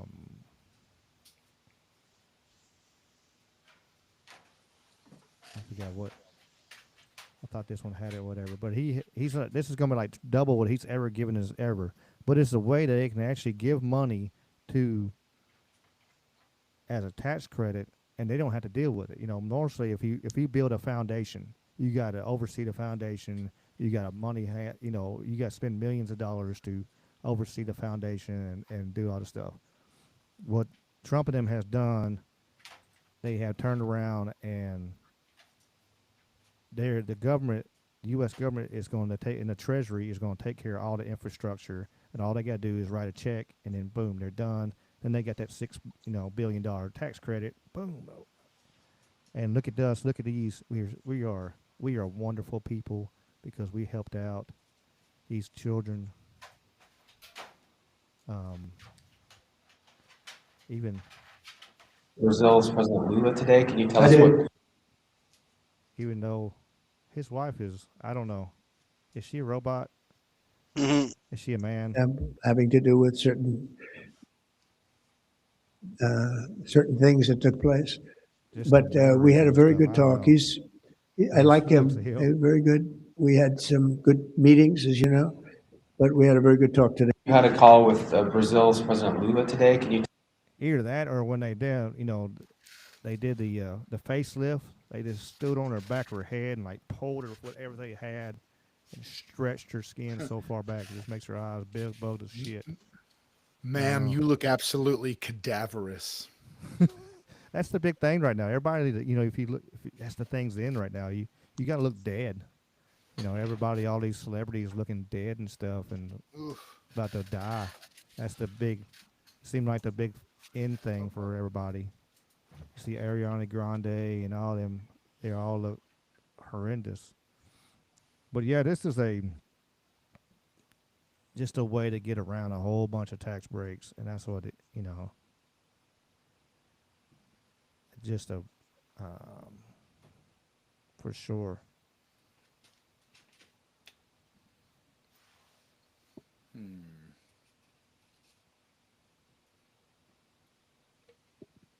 I'll check him out, Mr. Duffy.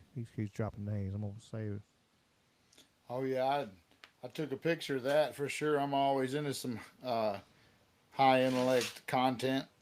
Indy dropped a link. I see over here checking out the thing. Appreciate y'all being. That video Great. right there is wild.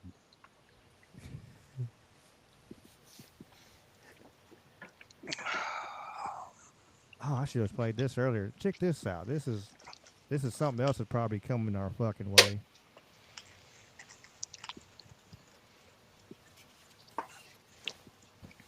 First, I will create new Swift courts within the Crown Court with a judge alone deciding verdicts in triable either way cases with a likely sentence of 3 years or less, as Sir Brian recommends. Sir Brian estimates that they will deliver justice at least 20% faster than jury trials.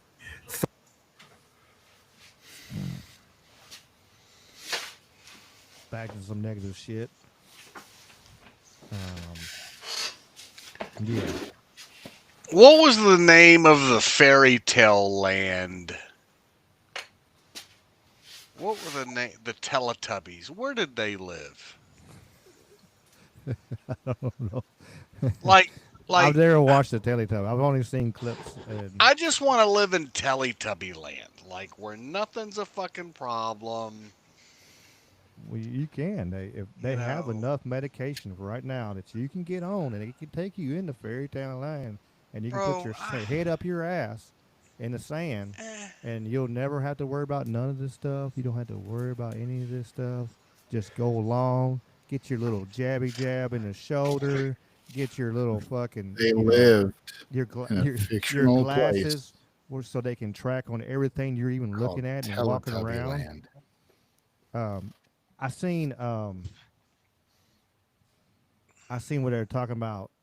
They finally came out, which the people that had any consideration and thought process, but where they were, the Pokemon Go game they had a while back, right? Was they come out and they even said that it was all, they were sitting there like buildings they didn't know where it was, so they were just taking all that information and then tracking. Oh, this is what this building looks like. This is where you're going. And so they just put all that in the database, all them pictures. If they had a place that they didn't have a good spot of what a building looked like or even angles, hell, they threw a freaking Pokemon over there and all right, here we go. we need a better shot over here instead of sending people out. They got a million kids and adults to go play the game. Hell, there's a bunch of adults. I seen this one dude. Hell, he was older than I am and had like 8 phones on his bicycle, mounted and going around. Gotta collect the Pokemons. Gotta catch them all. I'm just glad that no matter how black-pilled and cynical we are, like you read the chat's darker than I could ever want to be. Yeah, I know a few on there are by darker, I don't mean darker, but I don't mean darker. I mean inversely, like they're more enlightened, like they're more awake, like they know. Oh yeah, I know. However badly I state our situation to be, they're like, it's worse than that. You've only scratched the surface, Samuel. No, yeah, there's level of everything. You can get you're red pilled, you start asking questions. Then you get black pilled, and then you get just super. I don't know. I wonder what the next level of it is. Super black pilled, I guess. I don't know. We were our boy Thomas Jefferson. We were showing him earlier. And had him on that little video. We're talking about. I don't know if y'all seen this. They removed our boy from New York. Oh, hell no. They moved Thomas Jefferson. Get out of here. Man, come on with that fucking thing. Come in my bedroom. Come on with that. Hell yeah, I'll put him in my front yard. I'll have Thomas Jefferson sitting there fucking looking over everybody. All right. Do you know the reason why they're taking that motherfucker down? Mandami? Just guess. All right, that's your guess. What's your guess, Dave? Woke bullshit. It is Is that too generic? Could be interpreted as anti-Semitic. No. Bro, they are trying to make people anti-Semitic. I mean, it's definitely I think they are. It seems that way. I think I agree. I absolutely agree. Everything can't be anti-Semitic. Anything, if you question something, can't be that. And it is a point of being able to label everybody and discredit everybody. Bro. And like, what the absolutely blue fuck is going on?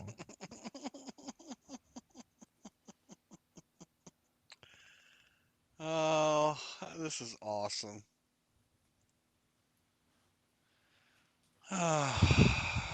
So crazy. It is. It's a wild, wild world we're living in right now.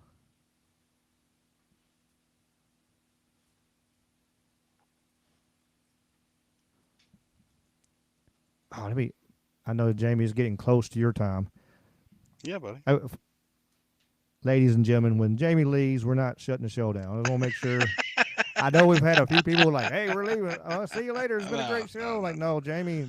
I always duck out early, man. I got so a nightly engagement with the boys at 10:30 every night.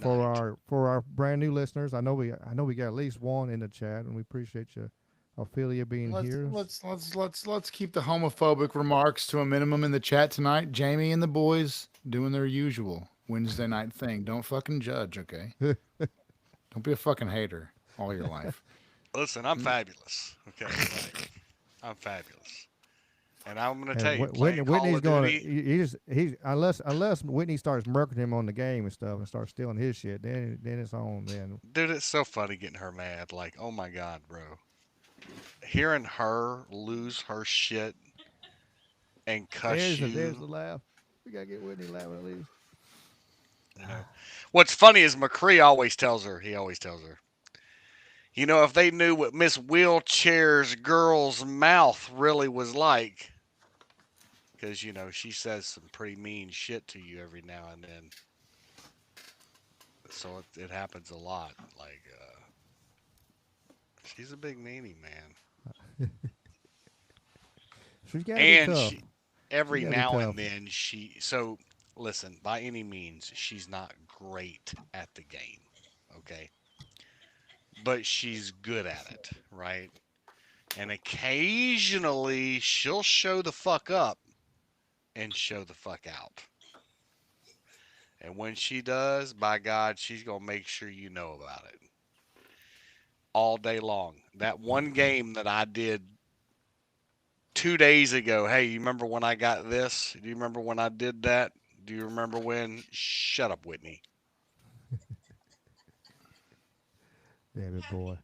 But yeah, let me play this video. It's kind of interesting staying on the black-pilled level of things.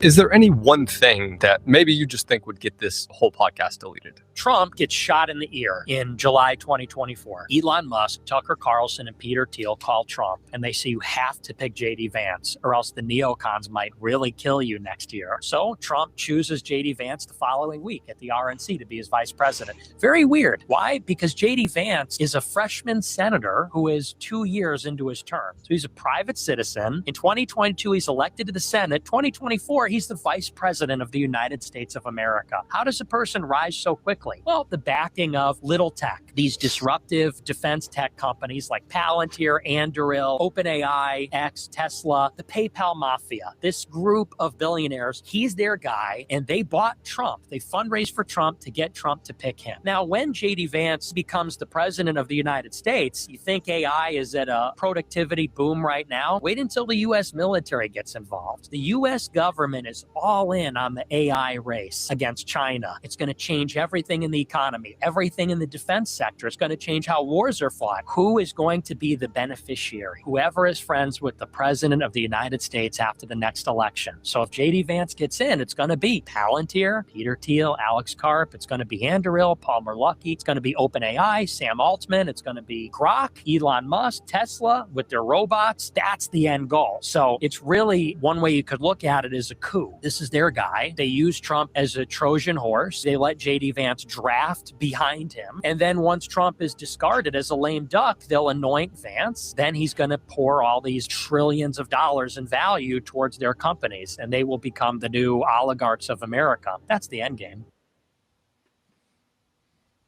I don't know, man. I got to tell you though, I'm on to some Nick Fuentes.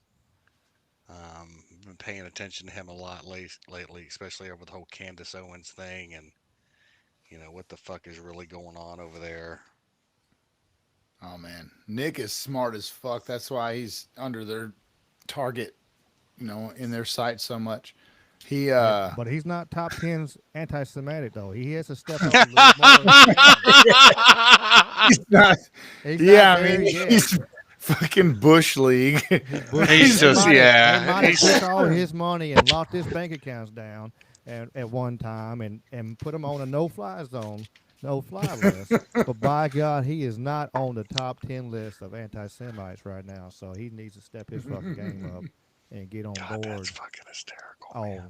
On Bryce Thug Nasty Mitchell's fucking level. He needs to step up. Where are we at getting him on here? I sent him an email. I need to reach out again.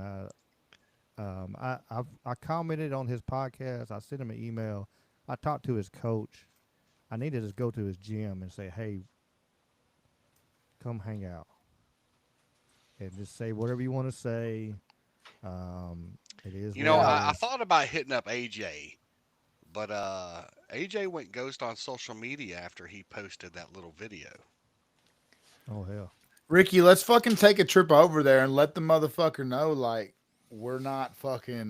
This isn't bait. Like, an ambush. That's what I told Willie. You know what I mean? Like, fucking, we already think like you do, and a lot of things, and it's a safe place to say what the fuck ever. And what are they gonna do? Come like, on for a 30-minute spot, man. Give us a 30-minute fuck yeah, spot. bro. What is there? Yeah, man. You've made worse choices, Bryce. Come on. Yeah, I mean, I talked to his coach. I talked to Willie, and I told him that I was like, look, I'm not trying to get him in trouble. I ain't trying to fucking, I'm not going to try to We're not here to bait him surprise into him. saying something wrong. I want to give him a platform where he can say where the fuck he wants to say, and it'd be Which interesting. could also get him in trouble. He's a good, he is a good dude down deep. He's a hell of a competitor. I've trained. Oh, he's a great guy, man. I trained with him. I've hung out with him before, and I like to have him on there. Maybe we'll guide him a little bit to where we probably don't need to go. Right. But we don't want to get in trouble. We don't want to get our channel shut down. It might blow up because of hell. I don't know, but I ain't worried about that either. It'll be a fun show for sure. Fuck because yeah, man. He's wild and crazy, and he likes to say whatever he wants to do, just like we do. What is the speaking of getting in trouble? What is the Red Shield Bank? Maybe the chat will light up on that. What is It's an acronym for a place we don't talk about overseas that we're really confused about sometimes between their ethnicity and their religious. Yeah. And I don't know who they are anymore. Like I'm so confused. It could be on that level of the gray pope, white pope, black pope. That stuff. JM's got it. JM's got the answer there. Well, they actually, which I don't know why they put it as like that. Like they put the cartoon as that. They even had, Rothschild sitting there talking, had quoted one of his words. I mean, that was actual quote of what he said. Isn't it weird how they want to get all fucked up when you quote them verbatim what people said? No. This is what he really said. He didn't mean it like, no. Take his words for word value. Like. Yeah. He was not worried about what that it was said. It's just like, when, they broke up Standard Oil and then they turned around and they got into every fucking thing. That's when they went into schools. They actually started making Bibles. They started getting into the medical fields. Like, right. When they broke up Standard Oil, it truly fucked us. That pivotal moment in our history right there. If you go look back in history, that made such a difference. Right. Which is wild to think. This one, it's. They keep talking about now that they've discovered evidence that oil is a renewable energy, that it's no longer tied, which I never believed in the first place, that it was tied to fucking fossil fuels. Fossil. The word fossil was that was them using the marketing to make it sound. It was just like everything else with diamonds and everything else at the same time. It was a way to, it was the boom with like dinosaurs and stuff like that, and that was the way to make it where it's limited mindset. That was limited. We keep turning around every time we turn around, we're like, hey, 20 years ago, we only got about 50 years of oil left, whatever, across the board. And now we're turning around like, Venezuela's got enough to run us another 100 years, the whole world. Like, it's like, what are you talking about? Like, it keeps the years keep growing.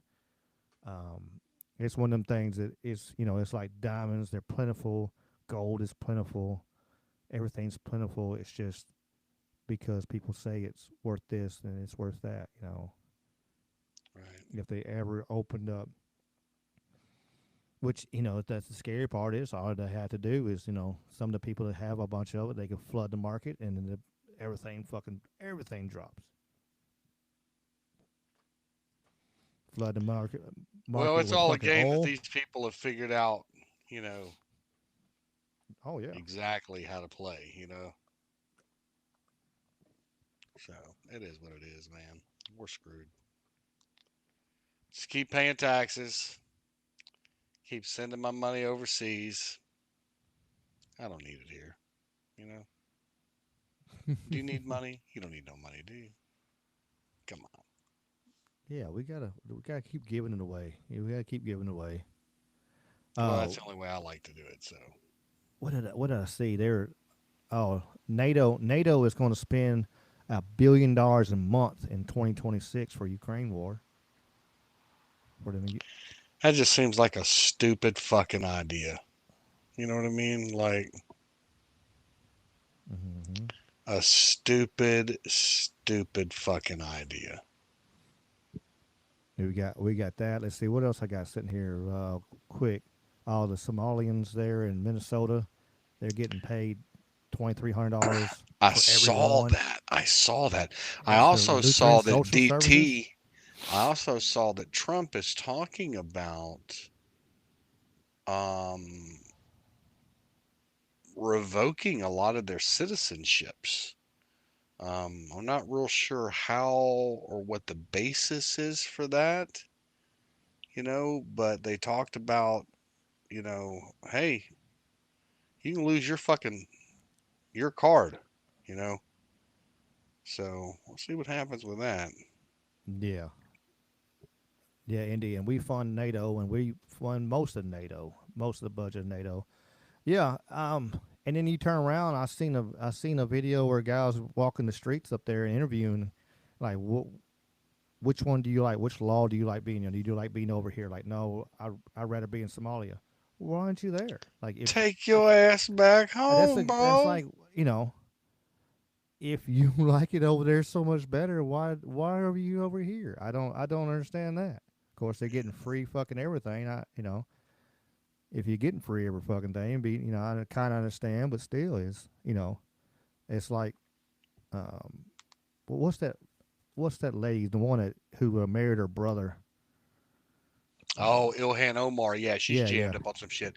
Hey, listen, she Ricky, jammed up, and the only reason she got elected was because Obama put 80,000 Somalians in there and got her. Dude, Clinton put way more than that there right out the jump back in the 90s. So, hey, just a heads up, I will not be here next Wednesday night. I just realized I have an op next Wednesday night. I got to go do some work.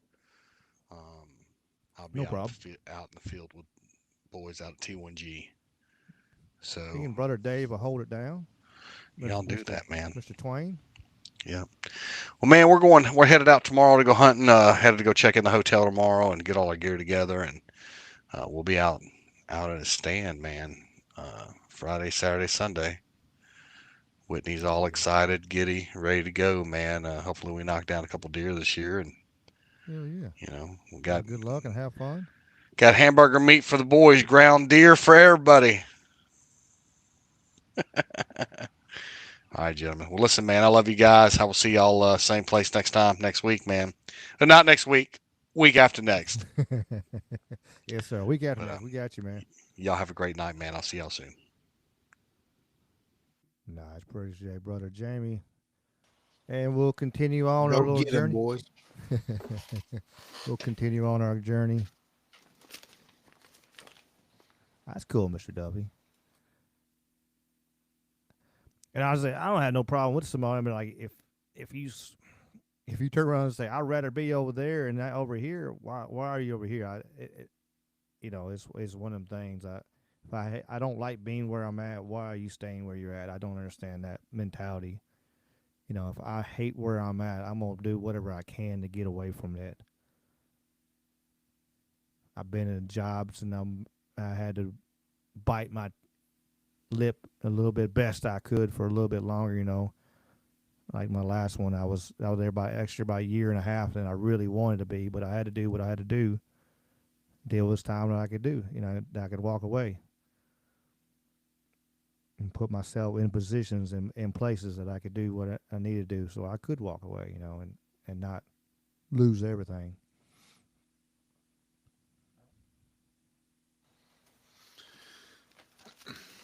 Yeah, you got to take a step out on faith sometimes and, yeah, that's true. You know, not slave your life away and do something you hate. I mean, yeah, you got to speak up for yourself when something's wrong. Yeah, man, I dig that.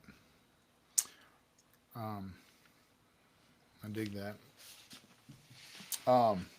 The chat is popping, man. The chat's, it's like, oh man, I'm just trying to keep awesome up. tonight. I tell you what, y'all are amazing. I need to catch up on YouTube. I'm behind on YouTube. I'm way behind. I've been trying to catch my corner of my eye, and I need to move my screens a little better. I got them too far apart, I guess. I don't know. But let me play this video with Whitney Webb talking, and then give us a chance to catch up on the chat and see anything we want to. And Whitney Webb, if you don't know who she is, she's a pretty smart lady. Play the devil's advocate that you hear every time we take a bad step towards more digital surveillance. Well, I don't have anything to hide. I don't really care. I don't have anything to hide. Well, why is that, a kindergarten answer?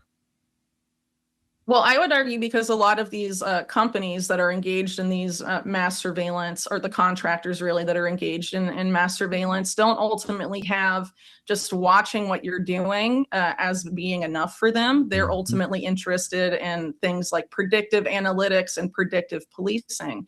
So based on your behavior now and your behavior in the past, they want to use artificial intelligence to determine what you may do in the future. And in the case of predictive policing, that would be, well, we've determined that you may commit a crime in the future.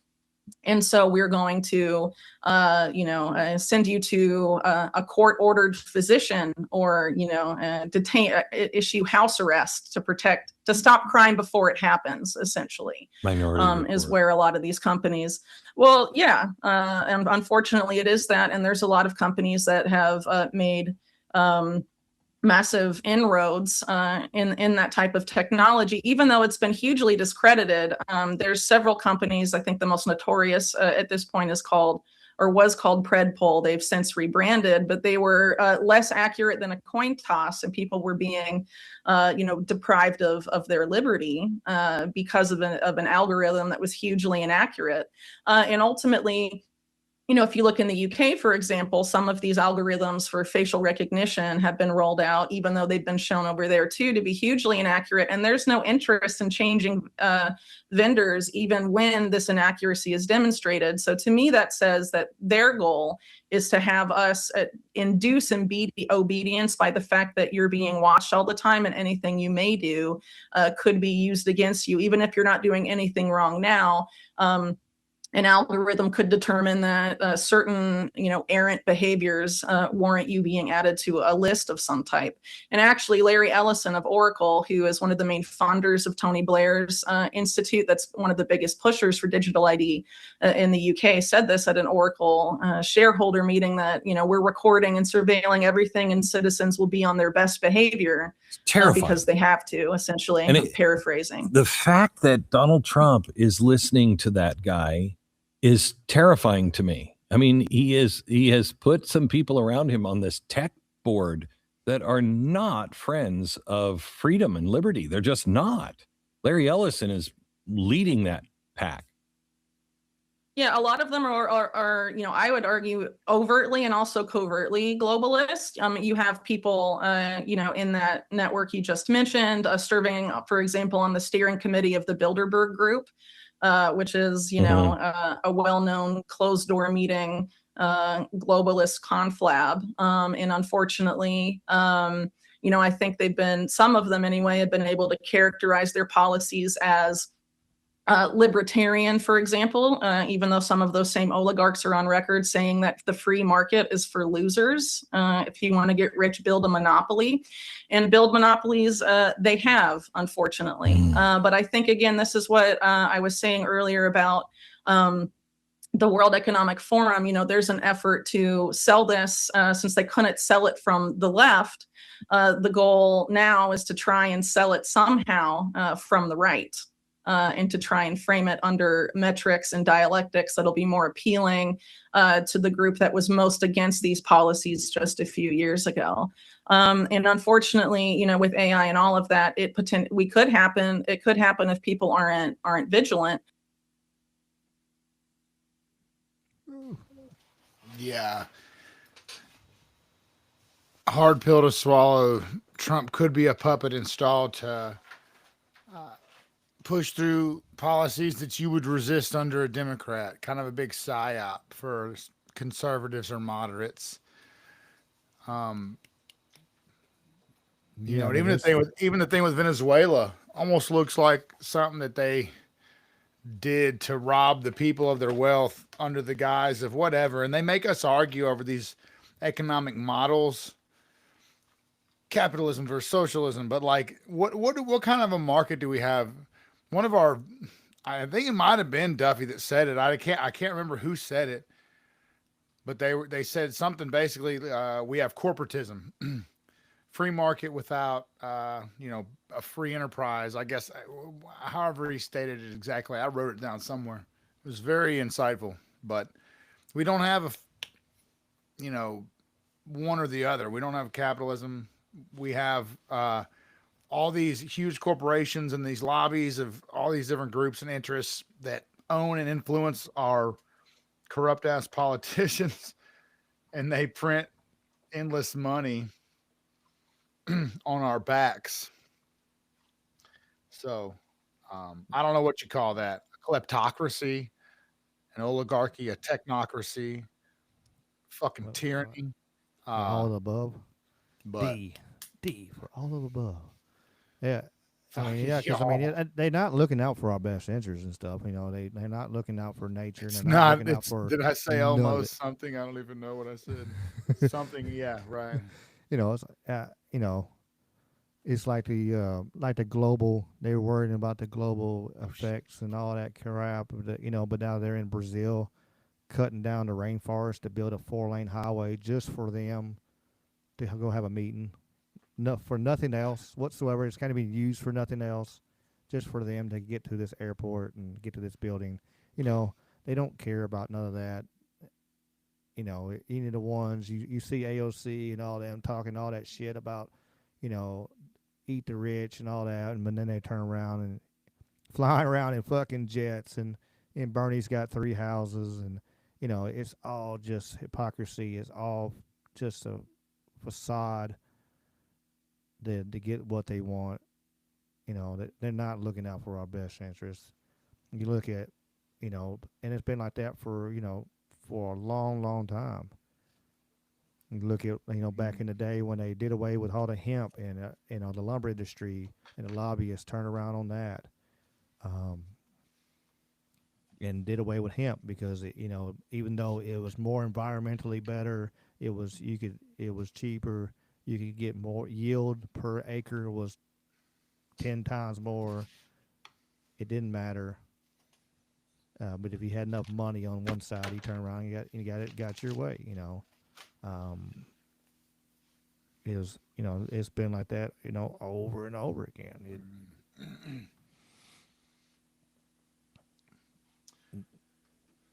All the way down. It is crazy to think about. And now you're seeing more and more like we brought it up a bunch of times. Like if for the ones who hadn't heard me say it, and if you never watched it, if you watched the movie Distinguished Gentleman, it tells you exactly how it goes. For whatever reason, they made a movie for it shows exactly how our political system works. And the most famous, I would show it. I'd get knocked off again like I did last time or something. There's a clip from the movie, and he's sitting there, and the guy was asking me, so what do you want to, what do you want, on which side of this you want to vote for? And then he asked him, Ed Murphy asked him, he's like, hey, what do you think I should do? And he's like, it don't matter. It's if you do this side, I got money on this side. If you do this side, I got money on this side. It don't whatever you want to do. He's like, you pick. And then he did it again. And then he asked the question that has stuck to me for the last 20 years since I've seen it or more. He was like, how does anything ever get done in D.C. with all the money coming on both sides? And he said, it don't. That's the beauty of the system. And that's the system we have to fight. And, more and more people are waking up and seeing. That's why you got Hillary getting on TV right now. I don't know if you've seen it, Dave. She got on there talking about we need the kids to stop learning the news from social media. We need them to get back on mainstream media so they can stop knowing all this shit that they don't need to know, basically. They're scared. They don't have their propaganda wing. They're trying, but more and more people are walking away from the mainstream media. More and more people, like 80% right now, they're polling 80% of 20-something-year-olds right now are quotation marks anti-Semitic because they are against Israel. That's a lot. That's a whole nother generation, of voters and such. Like that clip I was talking about, Ted Cruz was getting mad at a bunch of people, college kids, because they turned around and they asked about USS Liberty. Why can't we ask about USS Liberty? The only time in history that a country has attacked us twice, and we didn't do shit about it. And yes, it's twice. USA Liberty was one, and in 56, let me look it up. What was the other one? Me and my brain. I got so much in my head sometimes. It's hard sometimes to pull some of that out.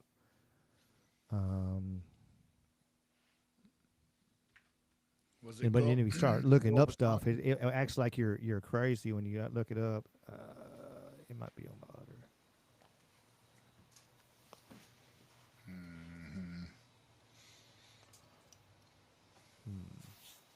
LBJ would have been president, right?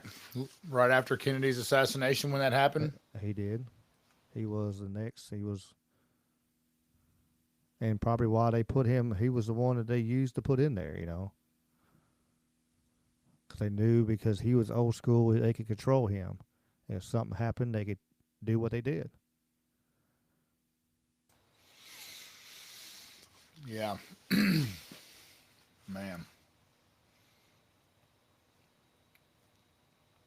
Think of how young Israel was at that point. How quickly they must have empowered and ingrained themselves. Well, that's because of Rothschild and all them. They gave it to them. Obviously, they were deeply entrenched in the power, in the halls of power prior to the establishment of the country. I've never really considered that, but it must be so. How anti-Semitic of me to notice that.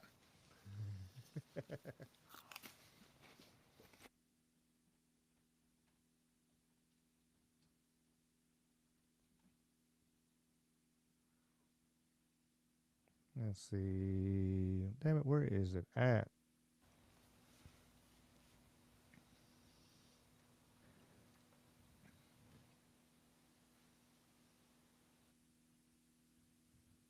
I just look it up again. Doggone it. Sorry about that. I know I got quiet everything. I apologize.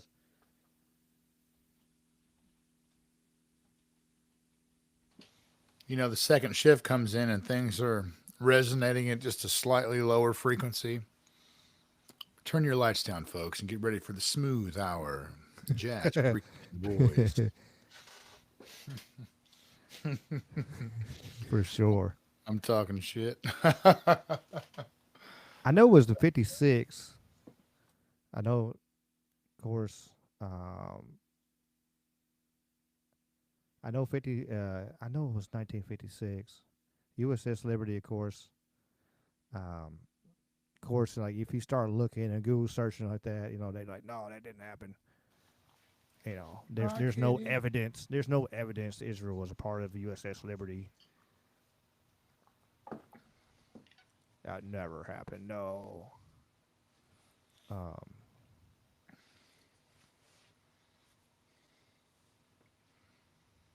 Never.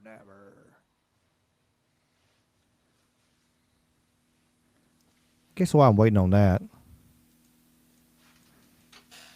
Yes. Well, have you been following along since it's in the title? We didn't get to talk with Jamie about it.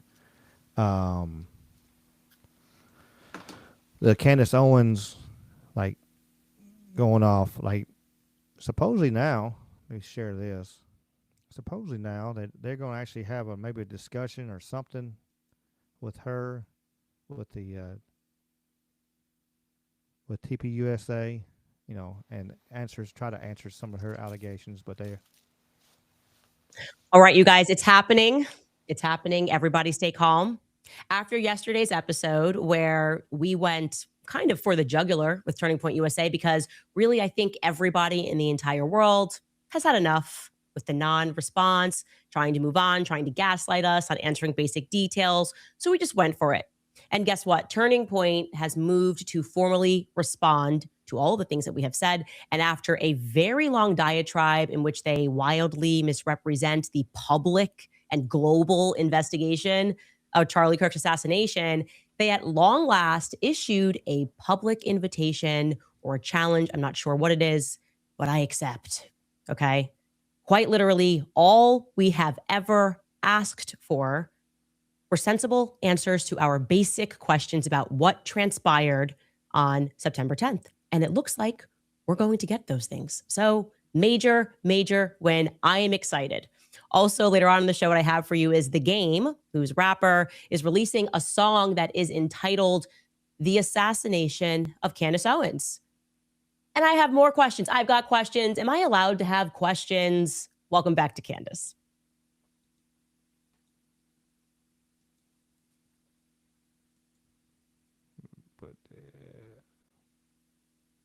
At the top of this hour to say something important, something very important. For the past 2.5 months, there is a topic that has flooded our freedom inbox. It has been nonstop on social media, but which we have almost totally avoided on this show. You probably already know what I'm talking about, which shows just how ubiquitous it has been. Ever since Charlie's murder, Candace Owens has leveled a flood of allegations against people at Turning Point USA, people at Turning Point Action, and people who work for this show. She's made them against some of Charlie's closest friends and against some of his most dedicated employees. She has suggested that Michael McCoy, Charlie's chief of staff, knew Charlie would be murdered, was happy that he died, and stayed silent because he was told he would be the next Charlie. She has suggested Michael is not his real name. It is. I have seen his birth certificate myself. She has called it suspicious that Mikey's wife, who works at Turning Point, helped plan the campus tour event where Charlie was murdered, which she didn't, by the way. She doesn't work on campus events. Candace has suggested the Utah Valley University event was unusual and its details suggested a, quote, inside job. She has claimed that foreign aircraft have followed Erica Kirk around the country and that Turning Point has lied about this happening. She has accused us of lying about Charlie wanting Erica to take over for him if he died. She has suggested Charlie's security team intentionally denied him first aid after the shooting to ensure that he died. She has raised suspicions about the head of our technical team because he took an SD card out of a camera.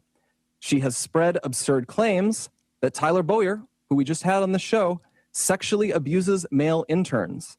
She has suggested that TPUSA faith-affiliated pastors, like theologian Frank Turek, who we'll have on in a moment, and Pastor Rob McCoy, are part of a military, quote, infiltration of Turning Point, either because they are veterans or because they have family members who are.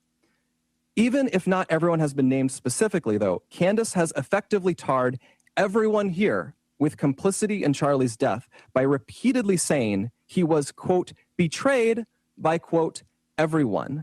She has said Charlie's murder, quote, had to be approved by Charlie's friends, and then suggested those friends might have her murdered too for, quote, knowing the truth. She has made claims of financial impropriety and fraud at Turning Point, adding up into the millions of dollars, which, again, is not true. Charlie made sure the organization was audited by a third party every year. He personally reviewed and he signed off on every expense report, and literally every single bill paid by the organization down to a single United States dollar. We have never missed a 990 deadline.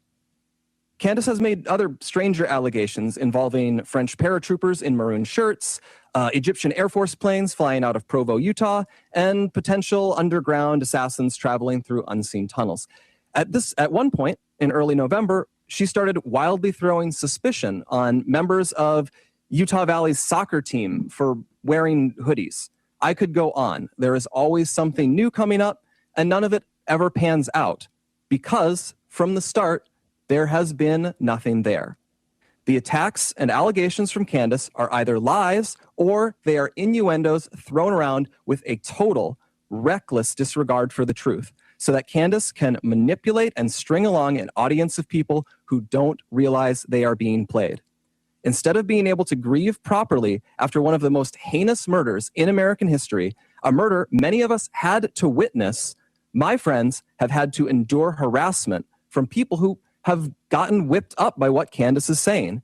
In fact, I would say we have suffered more harassment from these people than we have from Antifa supporters who overtly celebrate Charlie's murder. And just like a lot of those Antifa members, many of these people take this delight in how gross and unpleasant they can be. What our friends have had to endure is not funny and it's not insignificant. It is evil. I have seen it. For months, we have received hundreds, thousands, I suspect, emails and calls asking us to respond. People have wanted us to invite Candace on the show, but for a long time, our approach was to say nothing. We did that for several reasons. First, we thought that her prevarications were so absurd that nobody would believe them. We shouldn't have to answer questions about secret tunnels or Egyptian Air Force planes. That sort of thing is just, it's beneath contempt to respond to.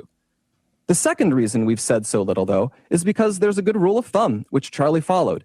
Do not feed the trolls. Focus on the mission. Reviving America, uplifting young people, making heaven crowded. Don't give air to people who want to tear you down and sow discord. Lastly, we didn't respond because Charlie always viewed Candace as a friend, and we were holding out hope that she would return that friendship and stop what she was doing. But a week from now, it's going to be 3 months since Charlie's murder. Candace has not changed her behavior. She has continued to spread falsehoods about Charlie's friends, and she continues to concoct new ones about new people. She's using these falsehoods to enrich herself while dividing the conservative movement at an absolutely critical time for this country. And far too often, we here have heard from ordinary people, people who loved Charlie and who Charlie loved so much in return. These people have expressed the worry that we are staying silent out of cowardice or as some sort of tacit admission that some of the attacks are true. Neither is the case. Our silence has never been, and it will never be, equal to complacency or approval. Still, we decided Charlie would not allow this to go on. Charlie was not a coward. Charlie was a fighter. Charlie would not allow someone to spread lies about the people closest to him with impunity. And he would feel ashamed if other people were stepping up to defend his friends while he never did so himself. Candace has mentioned several times that the ball is in our court. So here's what is going to happen.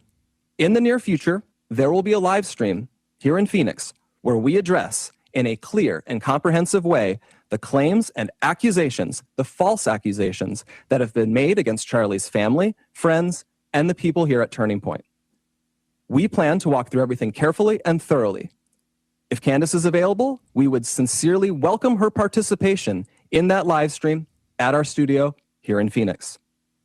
At this point, we believe the ball is back in her court. Our motivation for doing this is not out of any obligation to Candace. It is about honoring Charlie. We feel a deep responsibility to protect his legacy, his work, and the truth. I feel that. I owe Charlie everything in my life. I feel it immensely. And that is why we... Oops, my bad. But so it's going to be interesting to see.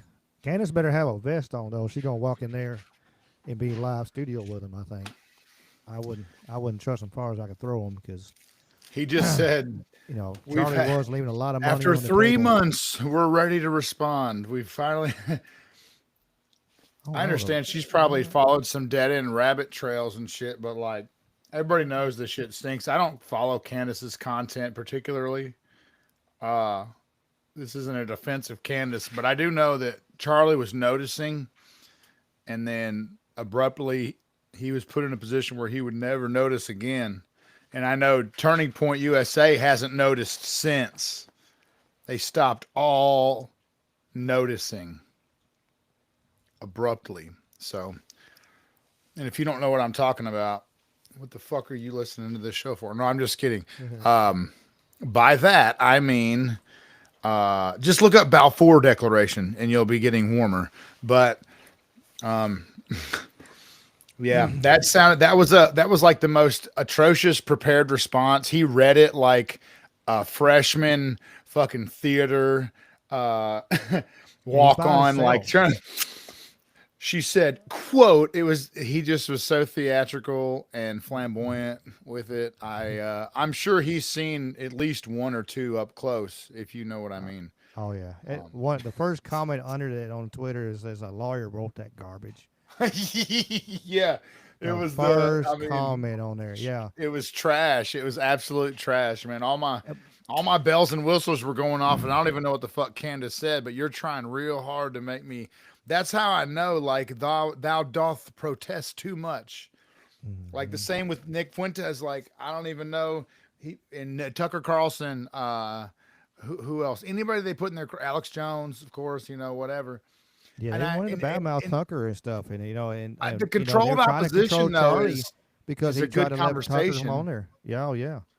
And the controlled opposition is a good conversation. It means all your favorite people that they give you that 80-20 truth. You know, they give you that 80% truth, and then that, you know, but there's an angle, or, you know, sometimes you can suss out the thing they won't talk about. But anyway, Karen Carpenter was talking about Jeffries. Does Jeffries have some books out on JFK? And would he have advertised his books in American Free Press, AFP?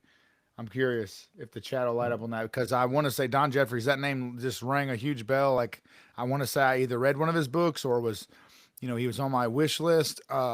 If that's true, that he wrote some content, that he wrote some books, and they've been out for a while. He should have a link in the description here. Let's see. That name lit up when I read that, but no, I don't.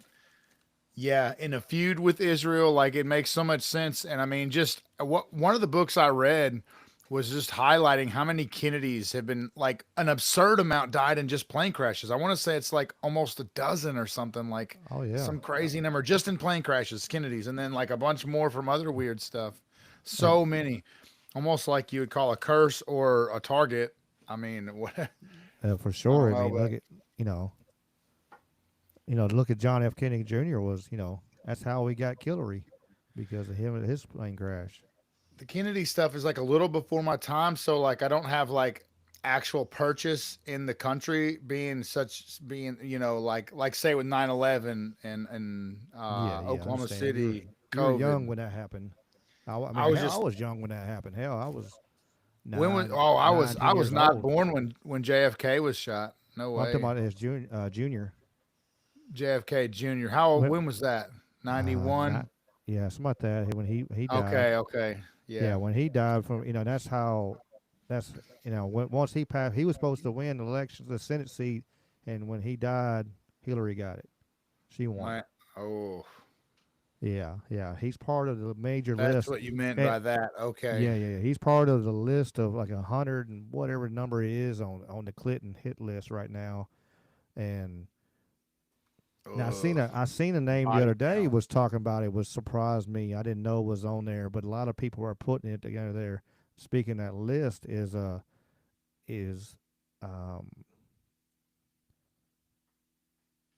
he did have a book, Masking the Truth. Let's see, that's COVID deaths. Hold it. Don Jeffries.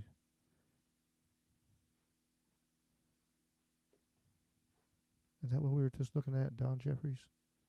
Yeah, he's got a bunch of books, Dave. But I'm over here. Okay. All kinds. Yeah, had a hidden history. I'm over here ADD into hell right now. I try to do two things at one time. But yeah, he was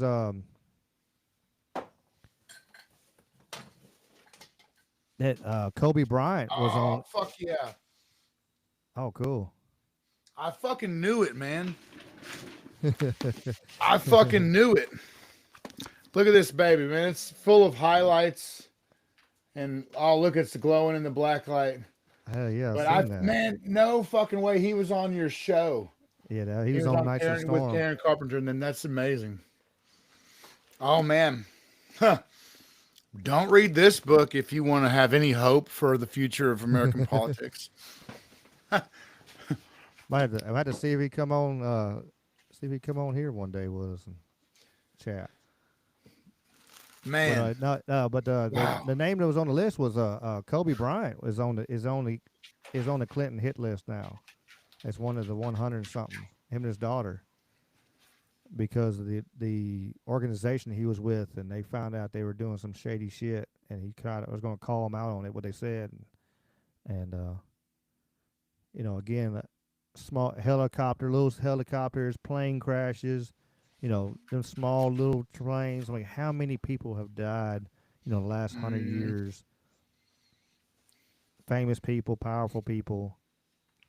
Hell, you do, and boats. Hell, look at the Titanic. All them people that wanted to go against the Federal Reserve Bank, and they are on the bottom of the ocean right now. Y'all go ahead. Y'all hop on the boat. There was three main opponents, and the one man, it wasn't Carnegie, was it? Who was it that stepped off at the last minute, had some travel plans changed at the last minute? Yeah, I think it was Rothschild, wasn't it? Well, or what? Well, it could have been one of the boys. I'm trying to think. Meyer Amschel. I seen a thing talking about it a while back. He pulled out. He was supposed to be on there. It would have been like his great last minute something. Which conspiracy minded. As our show is. He turned around and there's lots of people saying the Titanic wasn't the Titanic. It was. Yeah. Because it don't look the same. When you get down there and start comparing it to what the Titanic's supposed to look like, it wasn't that.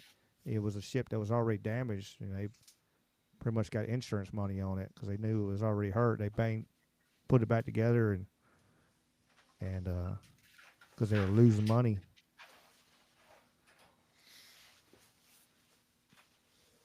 I've encountered that angle as well. Interestingly, 99, is that 99 was JFK Jr. 99? Okay. And there's 90 something I couldn't remember, but yeah, that's when Hillary came into. Damn. 99. Dang. It's a lot more. Well, it's more recent than I thought it was. Yeah.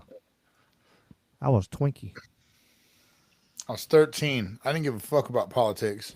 Here I am. I hope that you were. I hope you were sitting there. I was actually when I was young. I won't lie. I was. I don't give a fuck about them now. Barely. No. I care. I care insofar as politics means like the future, social fabric that my kids have to grapple with, like economics, housing, job, safety, that upward, mobility, the American dream, like the ability to build a small business would be, and to dream and make money and be creative and have that freedom. When your government's corrupt and is stealing your money and is doing all kinds of bullshit, man, it makes it difficult, because you're toting the heavy note on that. The income tax is so fucking wild. Like how they got away with this from where we came from. Like there's a meme that expresses it. It's like, all the boys at the tea party, like, we're not paying 2% on our fucking tea. And they're banging over that a little bit. And then the guy on the bottom, he looks like he done had his shit blowed back by a bomb. And he's like, I pay heavy tax to pedophiles yearly, whatever it says, but oh yeah, we and that's our position is 50, like, man, 50%, good golly, man. And then just it's quite, everything is taxed. So it's like exponentially taxed. Everything is taxed over and over and over again. They've got their hand in every fucking pie. And it's absurd. Yeah, you're right, Mike. The Britannic, that's what it was. I had on tip of my tongue. Britannic was actual what ship that went down because it had already been damaged, and they brought it back. That pieced that sucker together. And they switched them nameplates. Go ADD a little bit. I found what I was looking for though earlier before I played the clip. I was talking about like two incidents that for sure Israel, well, this is for your entertainment purposes only. Of course, USS Liberty in 1967, but in 1954, the Levant affair, there was a failed covert operation named Operation Susanna, where Israeli military recruited Egyptian Jews to plant bombs at British and American civilian targets in Egypt, such as seminars, libraries, and U.S. Information Agency offices, which they were trying to, blame Egyptian nationalists so they can, get the U.S. to come over there and help and, and strain the U.S.-Egyptian ties right there. But the bombs had no casualties and only did minimal damage. They didn't do a very good job. But they still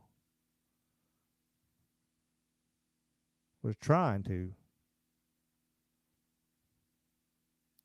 take out American citizens to keep what they wanted done, to push their agenda. That's the word. That's the terminology I wanted, to push their agenda. So, I mean, over and over again, it kept happening. 10 years later, 13 years later, USS Liberty, 2001, Twin Towers, just keeps on happening.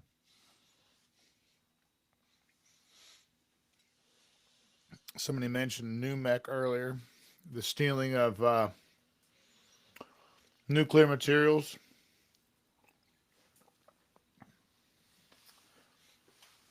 I mentioned that in the chat. What else? There's always another one I always forget.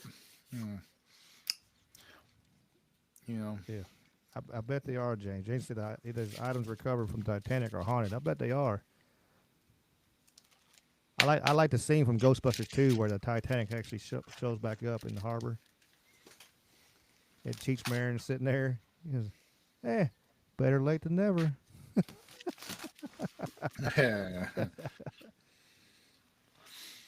Index. Let's see here. I Got so many links popped up now over here. Everybody got me some cool stuff here. Let's get off politics for a little bit. Let's shift some gears. Woohoo! Yeah. Let's shift some fucking gears. What do you think about this right here?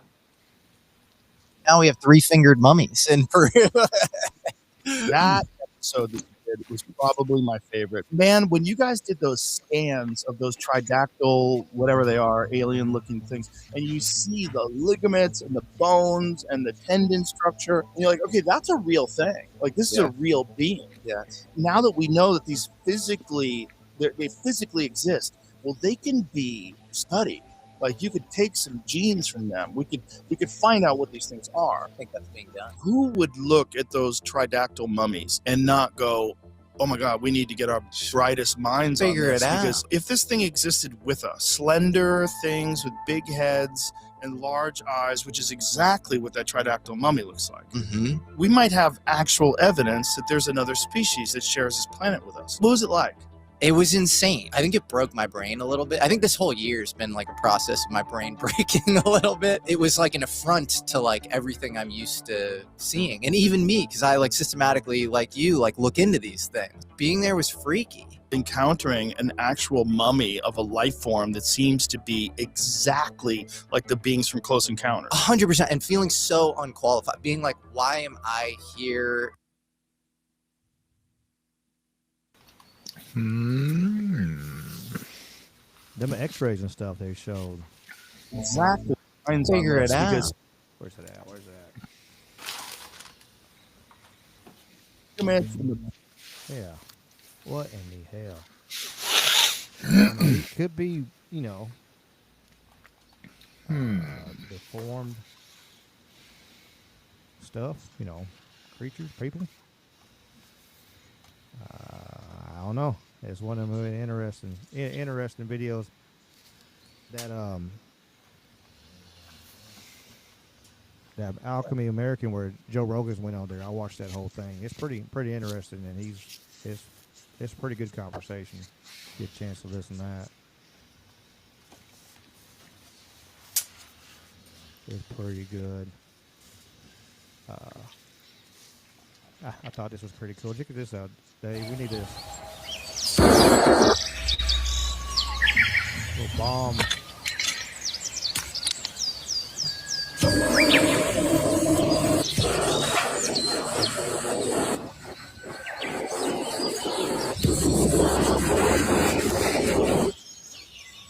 Why are you sucking the mom, man? I'd be dangerous. Get off the moss, you asshole. Yeah, I don't know why you bring up moss. Like, yeah, you fucking asshole. But is it just shaped like a grenade? It's like a torch? Yeah, it's shaped like a grenade. I guess it's got pretty cool. Yeah, it's you can break things with it too, like. Yeah, it's got a hard end. Probably a glass breaker at the end. I guess you would. Yeah. Come out of your. But yeah, why are you fucking the moss? I don't know.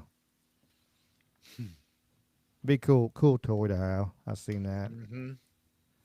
And I wanted to play this one here, kind of.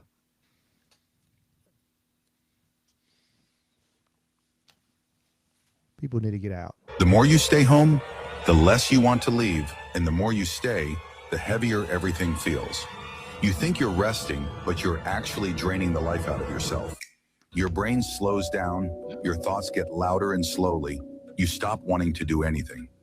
Psychology calls it mental rumination, when your mind keeps spinning, stuck in the past, worried about the future, and tired of the present. Even a short walk feels too hard. Even sunlight feels like a task, but it's not because you're lazy. You're just mentally tired. The longer you stay in that loop, the harder it is to break. But here's the truth. You don't need to feel better to go outside. You need to go outside to feel better. Step out, sit in the sun, hear the wind, feel the world move again, because the longer you wait, the deeper the trap becomes. The longer you hide from the world, the heavier it becomes. Healing doesn't always start with rest. It starts with movement. Follow us. We help you break free from what no one sees. Yeah, if you can get out, need some sunshine. That's what, like a lot of people, I truly believe. But we're not doctors, though. Before you go outside, though, binge all of the A.I.P catalog history. Many hours of shows await you in your insomnia. And what is out there in the world for you, actually, though, really. So stay with us. Safe inside. If we're going to get out there and get out there in some sunshine and some some weather and just check out stuff if you can. I know some have troubles with light sensitivities and stuff like that. Pro sun propaganda, James. I'm sorry, but what is it's James is a vampire, and so he can't get out in the sun. He can't get out there. Yeah, opposite effect with him. He can't. It don't heal him. It hurts him. I'm a day walker. But he's not. But he's not a. He's not a Twilight. He don't sprinkle. He don't glitter. He don't glitter in the sunlight. Like they do on Twilight.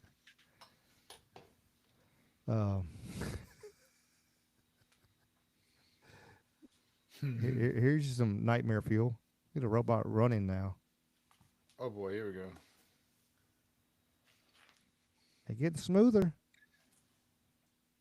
We're gonna talk about the AI stuff and everything. Once they can get 2028, they can get JD in there. 1/3 vampire, 1/3 cat, 1/3 human. There you go. Hybrid. Damn hybrid. For in case shit hits the fan, here's a pretty cool. This is actually pretty damn cool, actually. I need to send this to did I send it to him? I need to send this to my son-in-law. Caught in an active shooter situation? This backpack transforms into a personal ballistic shield in under 2 seconds. It's the Burn-A-Shield, designed for classrooms, offices, and daily commutes. Hidden inside is a level 3A body armor panel that unfolds to protect your vital organs from handgun fire. Lightweight, TSA compliant, and discreet, it doesn't scream tactical until you need it to. The panel even has a cutout for firearm use while staying protected. It's not just storage anymore, it's survival on your back. Would you carry something like this just in case? No. Because all you gotta do, I need that video. Like he's got a algorithm that shows a video. I'll see if I can find it real quick. Just shoot him in the dick.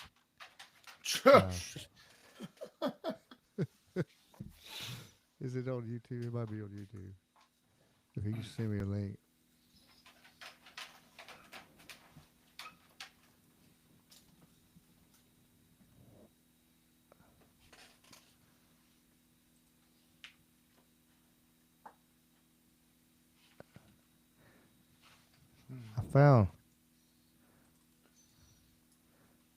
I found where somebody took it and was watching it. There you go. Here you go, Dave. Scenario, you never want to go for the face. You always want to go center mass, or my personal favorite, the dick.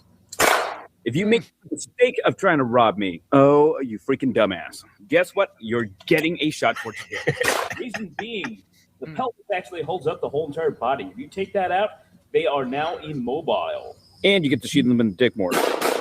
Body armor, no problem. Shoot them in the dick. Shoot him in the dick. You, no problem. Shoot them in the dick. Follow the story. I'm probably going to shoot you in the dick. Honest. Shoot them in the dick. A defensive scenario. Fuck yeah. I like that guy. He can also be among my gay fatherhood spirit animal crew. Yeah. I don't think they're gay. They're just like, they don't have to be gay. They're like my ancestors in some way. I don't know why I leaned so heavy into the gay part earlier in the show. If we could just scrub that out later. That'd Yeah, be well, great. I'll try to remember. We got to remember where it was. I'll try to edit it Totally out. straight ancestral. So who all have that guy is there? Fucking Alex Jones, and then what did I say? Fuck, goddamn, did I say Fuentes? I don't care. He can be in there. And then whoever the other guy was, Daisy girl, what's her name? My dogs are fucking. My dogs like the energy of that guy. Shoot him in the dick. They're really, they're really resonating with that message. Let me share this video. It's a kind of smart idea. If you're mining Bitcoin, they're actually taking the heat off the Bitcoin and heating the house with it.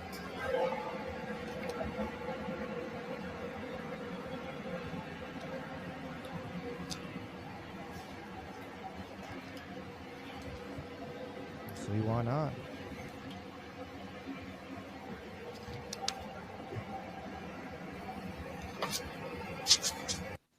Pretty smart, I think. Them fucking units, they could generate some heat. So they're harvesting the heat that the computer processors are putting off, right, and sending it into the rest of the house, and also cooling the computer closet, I suppose. Yeah, it's pulling in cool. It looks like you're pulling in cool air on that one side, and then it's cool in the, unit. But then they're pumping into the heat system. That's pretty smart, really. I want to say I read. I've been in rooms, the old school computers, and them big full units. Them motherfuckers generate some fucking. They just generate some heat on their own. If you're over here running, I've installed an video AC cards unit or whatever to mine. In a closet.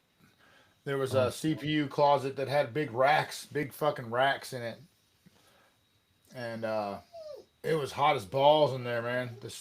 We had to put basically modified mini split type thing in there, but it was hot in there. I can see now if you definitely could kind of use that heat in the winter. Oh yeah, just tell it. I read that they use in certain aspects, they'll have big enough servers on the coast, they can put them underwater and use the deep sea ocean currents as basically their antifreeze, thus saving like $50,000 a day in normal antifreeze, but coolant bill. But yeah, so we'll have to look into that one day. That'd be an interesting little science video, but I'm pretty sure I read an article about that. I'm talking about mining crypto body energy. That's interesting. I was mining for a little bit. I had a mini PC. It wasn't mining. It was what was I doing? I forget which one I was doing. I need to build me another unit and I get some money. I'll start mining something for shits and giggles. Just for maybe a pay for the internet. I seen that. I'm gonna have to check that out. That's crazy. I was gonna show this crazy video. Andre 3000 had a cartoon show, and it got canceled really quick. I don't know why I would. Who knows why I would do that? Everything they teach you in school is a lie. You want the truth? The world is controlled by shadowy elites and shape-shifting lizard people. Let's talk about reptoids. Be sure to follow these do's and don'ts to avoid a diplomatic incident. Do offer them a cricket, mouse, or vole out of your pocket. Fun fact about voles: a vole ate my father.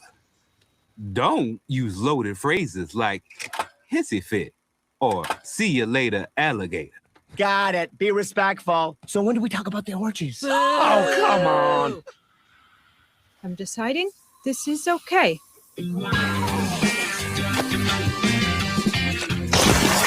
Oh God, this is an orgy, isn't it? Oh yes, yes it is. Oh, gavel. Give me the gavel. Give me the gavel. Reagan, you're the life of this party. That's the most natural smile I've ever seen out of Mark Zuckerberg. So the song Shake It Off was about how I shed my skin every 1,000 years. And the song Bad Blood was about how I drink blood out of my Grammys. A ghost to blood. Save some blood for Paul Rudd. Reagan, meet my favorite Reptoid Zentatives, Barb Shrike and Zarthax Griswold Walton of the Reptoid High Council. Good evening, your lizardness. Oh, we're not that important. It's not like we control the world. All rise for the reptilian anthem.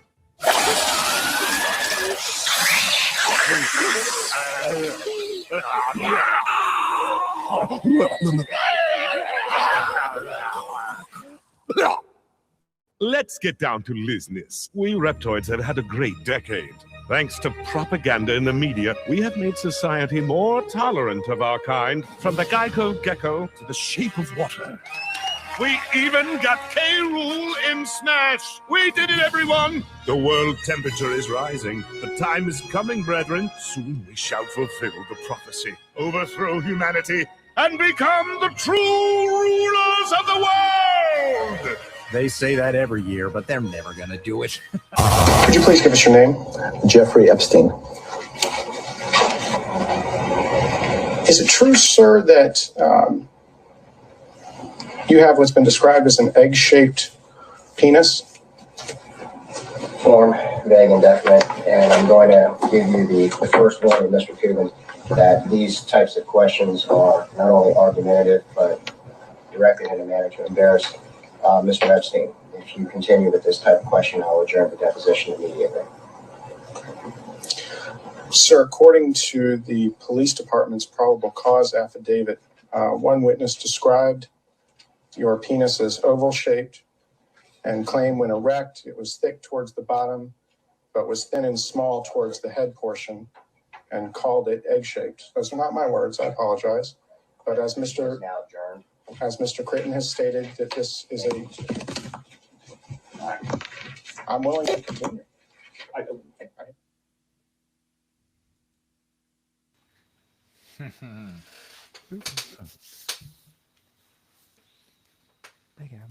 mean, it hit the wrong button.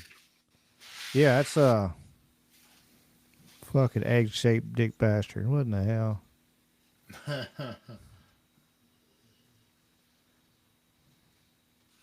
And here's more from that cartoon. You can either spend time discussing your friends and examining their feelings, or we can visit the set of a new music video. So, I hear you like to be a star. Gee, I hope you got what it takes. But all we want is your...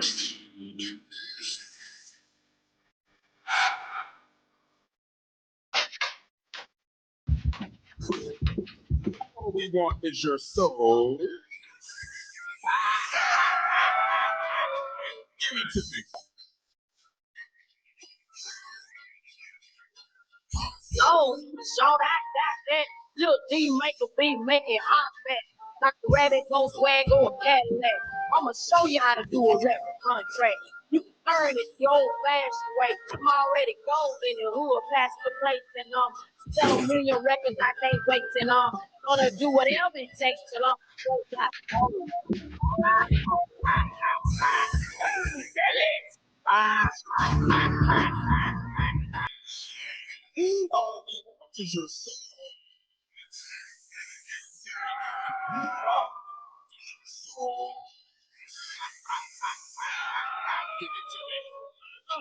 Get him started, get him started, get him started. Get him started, get to him, get to him, get to him, wham.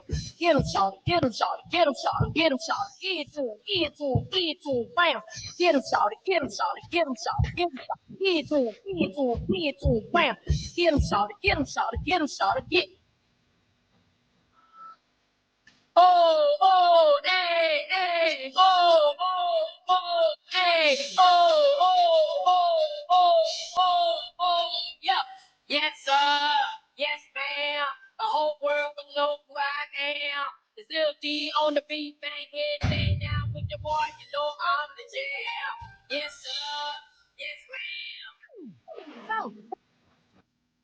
Yeah, propaganda for the kids. It is sad, isn't it? But I mean, it's, I was sitting there thinking about it. One of the reasons, why do we see these celebrities still in their fucking 90s touring the road? Because they have to. They made that pact. You know, the Robert Johnson pact, where they can, you know,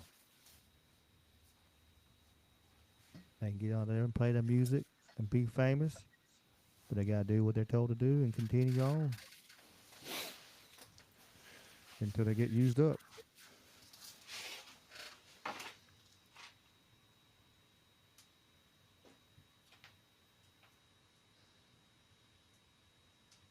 Yeah, we play this one real quick, and then we'll. There's a health safety alert tonight for the more than 500,000 Australians taking weight loss drugs like Ozempic and Mounjaro. Live now to health editor Jennifer Beshwati. And Jen, the medicines regulator warns they can have a devastating impact on mental health. Mitch, the TGA says patients are at risk of suicidal thoughts and behaviour linked to these GLP-1 medications. These are the weight loss and diabetes injections, including Ozempic, Mounjaro and Wegovy. Since September, the regulator has received 72 reports of suicidal thoughts, 4 of attempted suicide and 2 deaths. Now, in the statement, patients who are on the drugs are being urged to tell their health professional if they experience new or worsening depression, suicidal thoughts, or any unusual changes in mood or behaviour. Doctors will now have to consider that mental health risk before prescribing the drug. There is help available too at Lifeline. So not only does it, we're not doctors, but rumor has it, you know, it's eating your bones and tearing you up. But now it's getting you suicidal thoughts and lovely, lovely. Oh yeah, I mean, I was about to get right here at the end.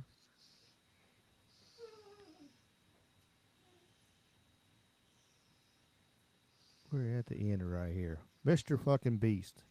We knew Mr. Beast.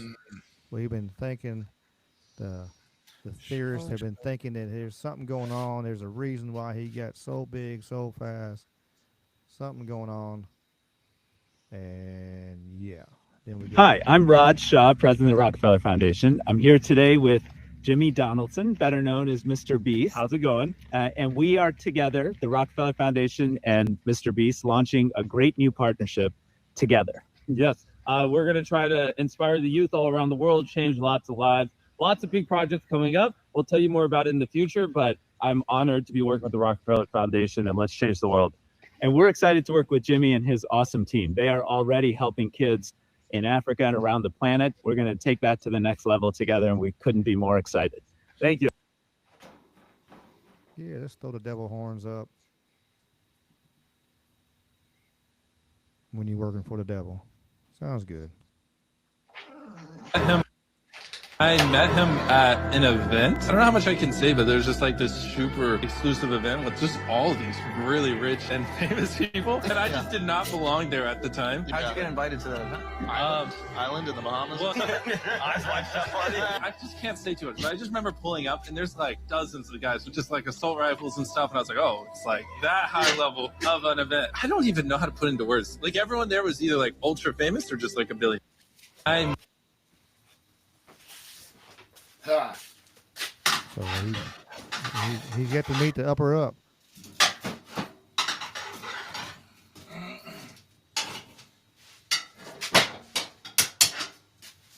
I know you wrecking your house, Dave. Pardon the noise. I'm stirring the fire. Oh. It's getting a little chilly. I had to stir the logs and let the dogs out. They were whining. Oh, you're good, man. They'll be whining to get back in a minute. It's cold as crap outside. Oh yeah, no doubt. Yeah. Yeah, that's weird, man. Yeah, that's they like to let you know, who they work for, and like I said, there's been rumors because he called himself Mr. Beast and he does all this stuff, and like, man, like that don't seem right. Now he's he's working hand in hand with the Rockefeller Foundation, which is, and in the video he's throwing up the devil horns. Let's just, Yeah. yeah, let's just come out right out in front of everybody and say, this is what, this is why I'm so fucking rich. I'm trying to think of what video, what I linked onto the other day, but next week I'll remember before our show and send you something in advance. But it was showing that we're talking about the levels of gatekeeping and stuff, and just how low level like the entertainers are, if you think about Oh yeah. Right, and so and the main one's Flash and all this shit, and I don't know if Mr. Beast is I suppose he's an entertainer. I mean, an influencer. Well, that and the propaganda, and I had a video. Ariana Grande is talking about. Let's see, I think it's right there. While we're right there, before I switch off, was talking about how she got just left reprogramming.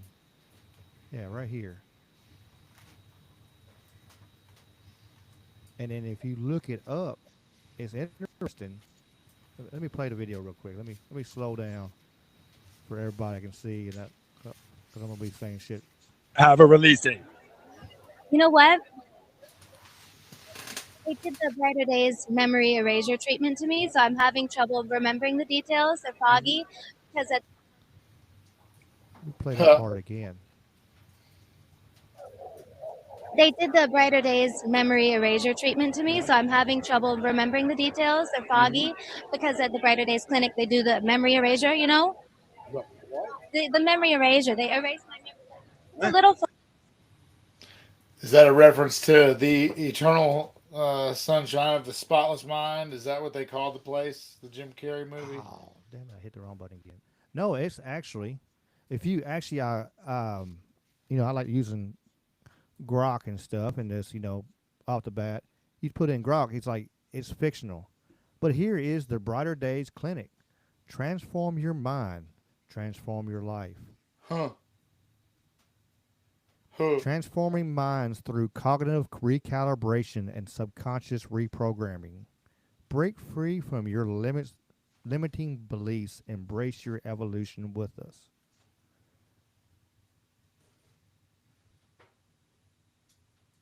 They have transformative mental services, subconscious reprogramming, cognitive recalibration, timeline therapy.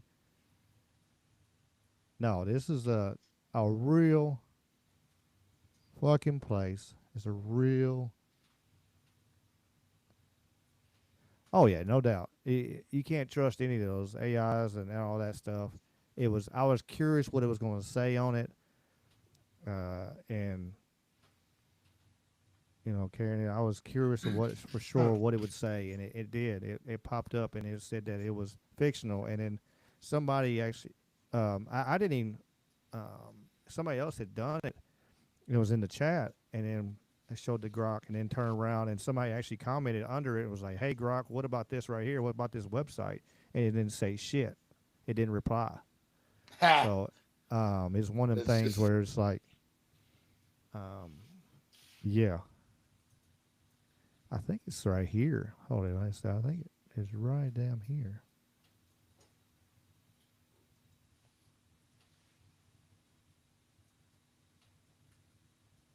That's not the one, but it's right here. Do.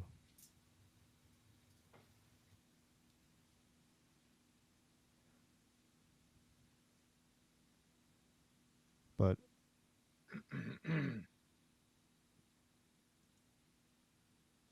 Fuck. It says thinking kills your happiness. What the fuck? Yeah, it's some fucking wild, crazy stuff right here. Let's have a picture of some fucking kids in here too. Man. Watch out, Shadow. Watch out.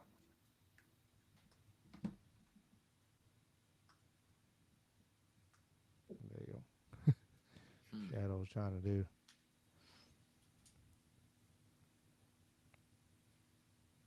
maybe in the back of your mind,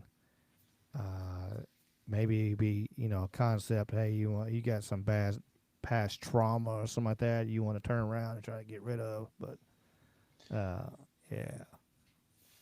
Well, what's interesting about scary that is shit. some of the worst trauma causes people to their brain sort of throws a circuit, and that's one of the origins of like multiple personality disorder. I'm sure somebody in the chat is familiar with Kathy O'Brien's work, Transformation of America, and like satanic ritual abuse, MK Ultra programming, and that sort of thing. But yeah, like your brain, and I think that's a function of like being created, and it's a mercy. It's like, fuck, when you do go through something really bad, like if it's bad enough, you will mentally block it out and like move. It'll be there and you'll be affected by it, but like there's like a trip, and it's like I remember on another one, I remember seeing, get out of here, Shadow, come on. I had Lauryn Hill got in trouble back in the early 2000s, and I remember her going to court, and one of it was a thing that they said that she got. I remember watching the judge say it, and I cannot find a video to save my life. They washed it. I have not found it. If somebody can find it, send it to me, and I'm sure we're going to share on this Sun Gun. Was the judge turned around and said that we're sitting and seeing you to reprogramming, and so they're going to sentence her basically to that place like that, so that she can. And they've talked about it. Like, even Hillary's talked about that before. Having people. We need to reprogram the way people are thinking and where they are. I mean, we know, and we know they did it with MK Ultra. We know. If y'all want, y'all can go back and listen to some. I got a couple videos on MK Ultra. We know they had over 126 different programs. They were doing so much horrendous shit all the way up in Canada and down here. It was some of it they still don't know to today because they tried to, delete and erase a lot of it. Luckily some of the stuff they got found, so we know what some of the stuff are. Some of it is projects we just know the number and like numbers beside it. They were feeding people fucking shit, trying to, seeing what they can do. I know that doctor up there in Canada was doing that. He was trying to see what he could reprogram people's brains and just fuck them sideways, fuck their mind up. It's.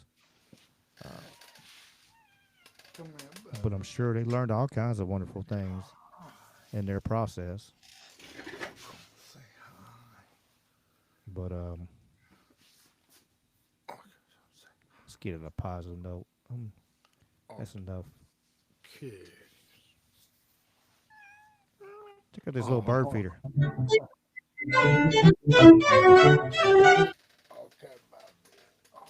You want a bird feeder with it's a Ferris wheel?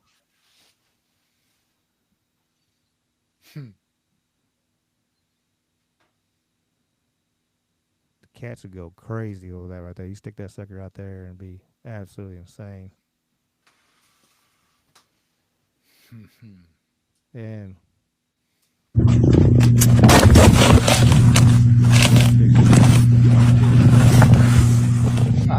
I said. That's it. Fucking bobcat.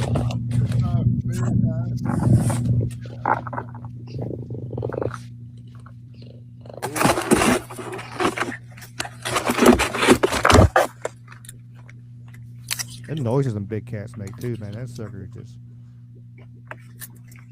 Let me check that out. Karen dropped a link for YouTube on MK. This dropped today. 12 hours ago. I'll check that out too. I'll go to sleep to that. What is it, Minky? Go to sleep to. What is it? Ultra. That's a big fucking cat, though.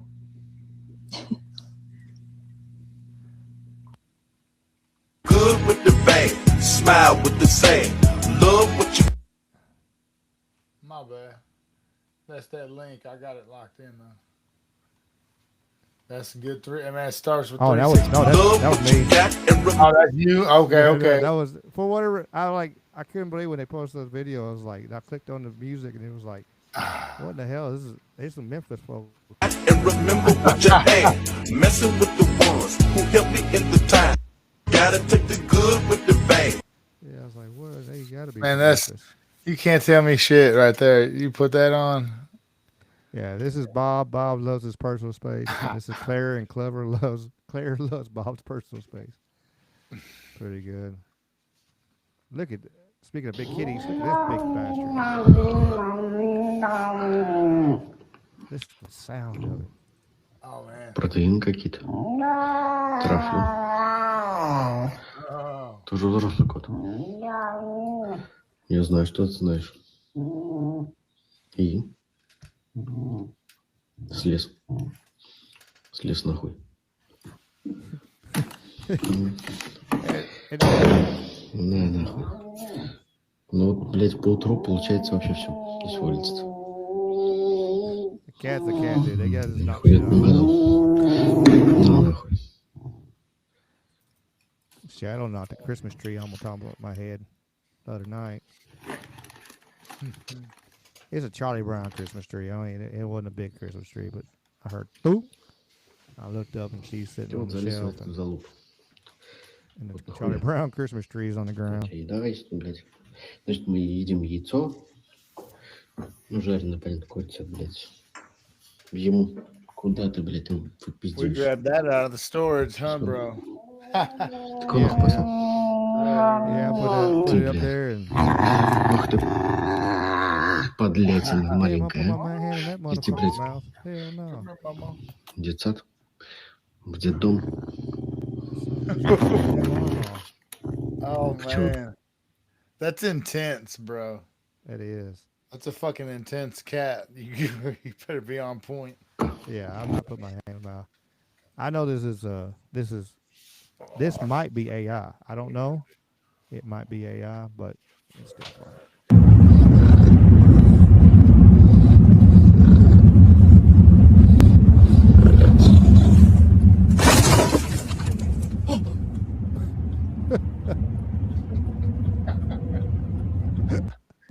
That's pretty good facial expression.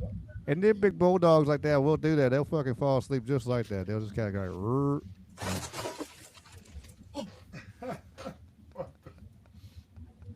And look on his face. He's like, whoa, wait a minute. And this kitty's living the good life here. He's looking at it like, man, I'm glad I'm in here. Under his little blankie. Yeah, thanks, Mom.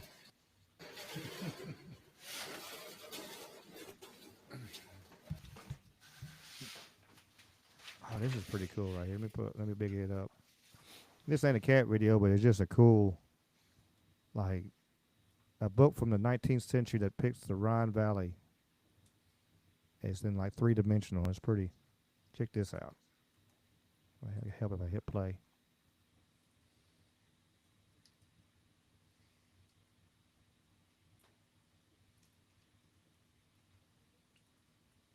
Wow. Yeah, that's so freaking neat. Like little waves and stuff.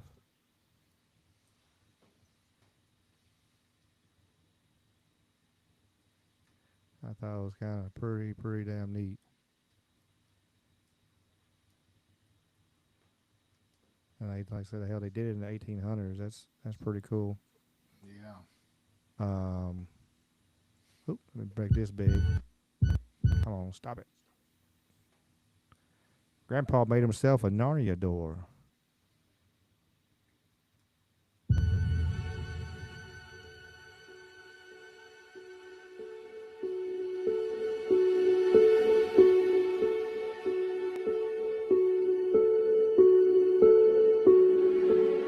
See how that room is built. I like that ceiling. That's pretty badass. Yeah, I like it. And it is. It is. That's cool, man. Everybody wants a fucking secret room, man. Oh yeah, that'd be awesome. That's the only reason I want to have a big house again.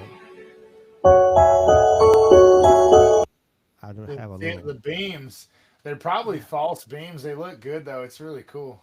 Yeah, that's. Let me zoom it back. They're fucking cool. I like them. Yeah, they probably are false, but they're still. I don't know. They still get that round look. It might not. It might get. I'm wondering how it looks from the outside, whatever. But that's pretty cool.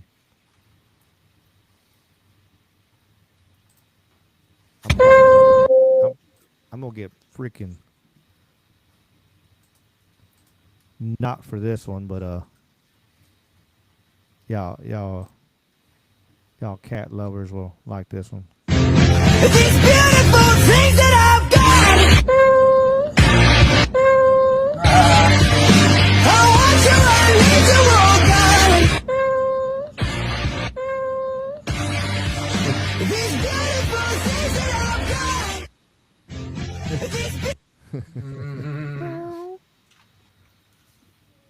Yeah, it's pretty cool. Look at this kitty climbing on top of this bear on the belly. He's like, I'm getting lap. I'm getting a big lap. I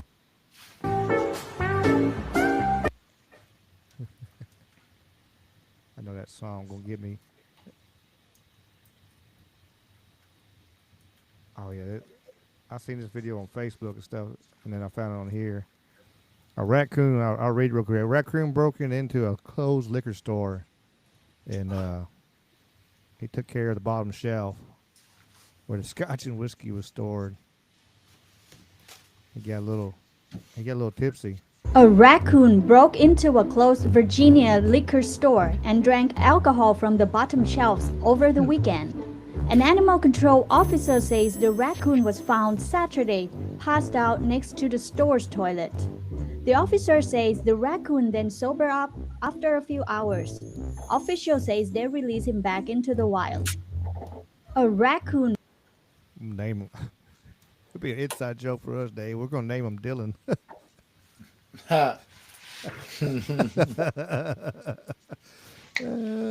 Get away from the stove.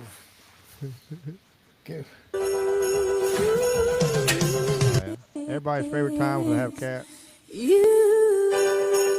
Oh yeah, I know I can't. Gonna have Mariah playing.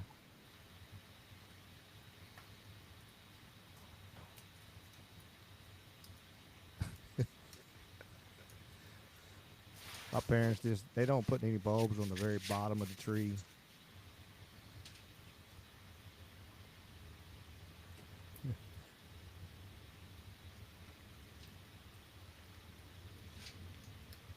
That one don't like that sweater. Get this shit off me.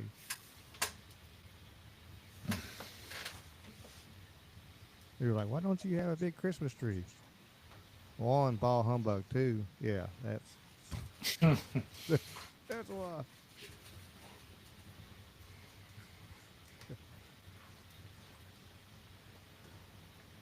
They even tried to be clever. Yeah. They hung it from the top. Yeah, I seen one years ago at Mugs. They were hanging Christmas tree. I guess if you had a big enough ceiling, you might be able to do it. Hang it from the bottom from the Christmas tree from the ceiling. But yeah, I don't know if this. Nothing came up saying this is AI, so I think this is real. Check out this mama rabbit hid her babies and then came back to feed them and then hid them again. But there's a side to you.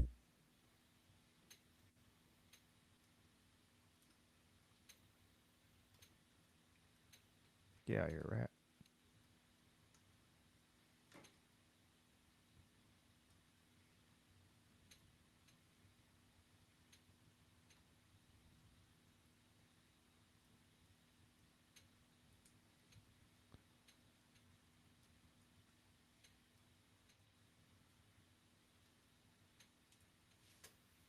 Y'all done. Get out of here.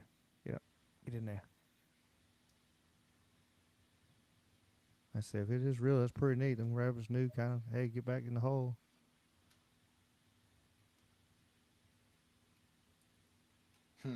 Mama covered them back up. Mm-hmm. Damn. And animals are smart. That's cool. And he said Karen Rabbit will call CPS on the poor thing. Oh, shit.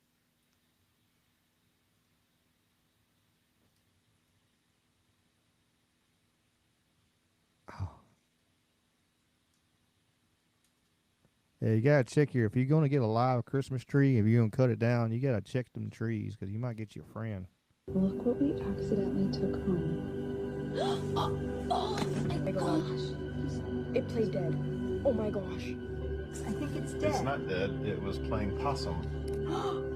Ew, is it alive? It's just like her mom.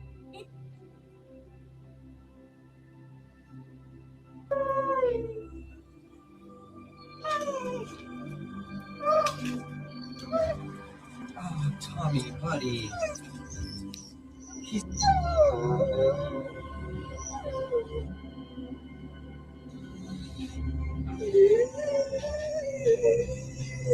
He's so sweet. Tommy's gonna be so happy to see you, buddy. Go on, Tommy. See what's in there. Tommy? He's happy. Look what we accidentally.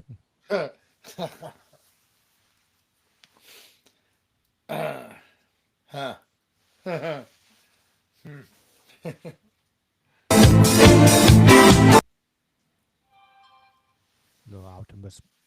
Meow. Who goes there?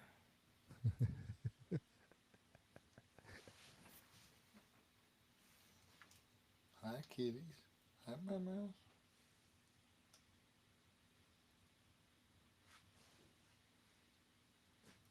Well, I bet it was. Indy says you cut one and it was covered in caterpillar cocoons and they hatch when they come in the warm house. Oh. This is pretty cool. Using a ferret to run wires.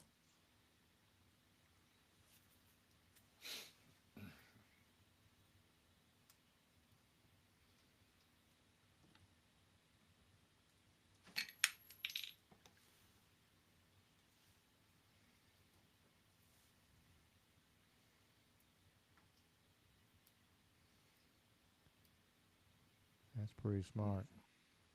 Running wire pain in the ass. Yeah. You my little boo thing, so I'll give a hoot what you do. Got the music all of you pop. Look at them little damn little things.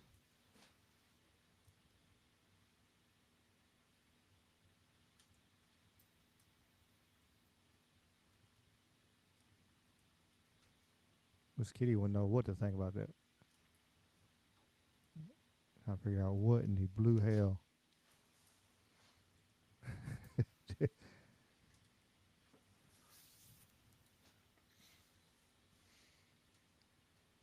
What are these things? I forget.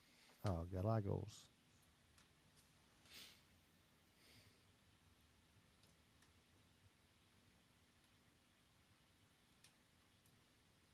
More cat and Christmas. That was that gold-plated bastard. I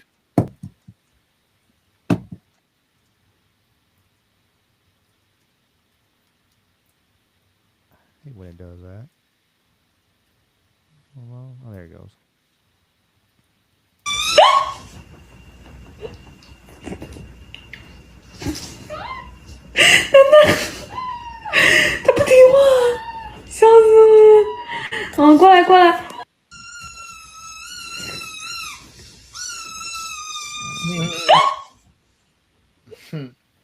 Oops. I'm not doing nothing.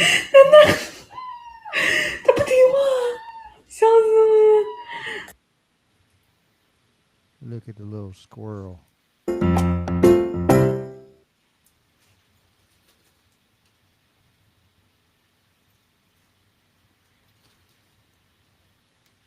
Little baby squirrel. Japanese squirrel, I said.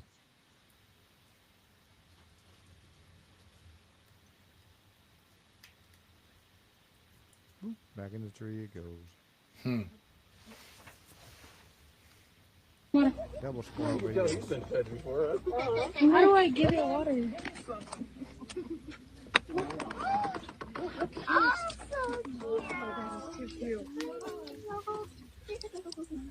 That is first time drinking out of the bottle, that's for sure. Yeah, that does look cool. Thirsty little squirrel. I'm so thirsty.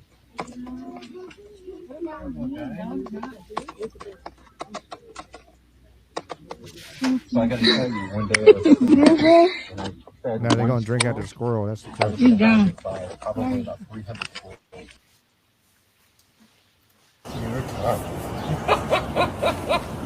You're a tough guy.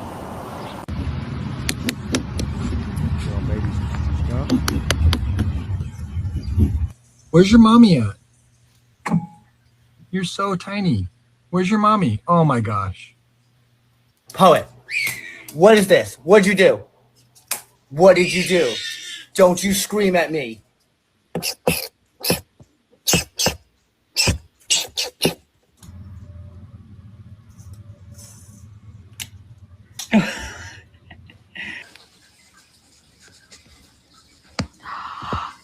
Young lady.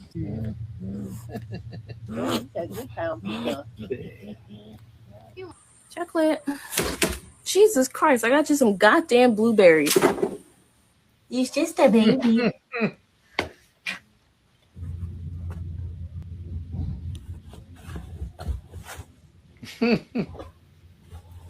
Baby one. I heard they're good pets if you get them de stinky. Yeah, right. That's what I've heard too. Yeah, That's funny. That's funny.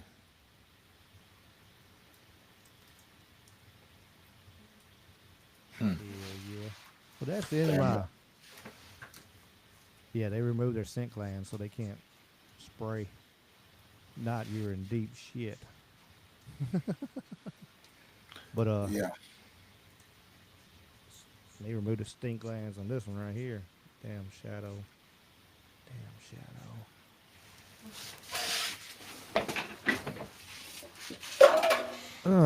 But yeah, let's see. Hell, we done 3.5 hours. It's after midnight here in the central lands of time.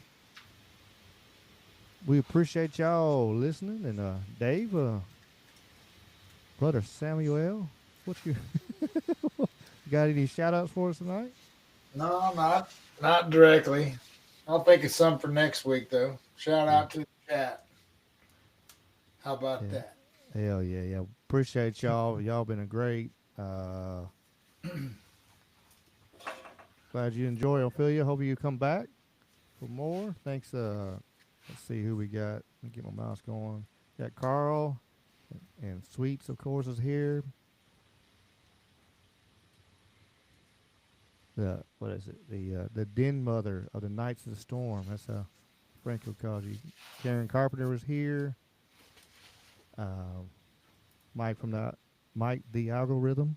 Let's see, make sure I say stuff right here. I get excited and talk fast.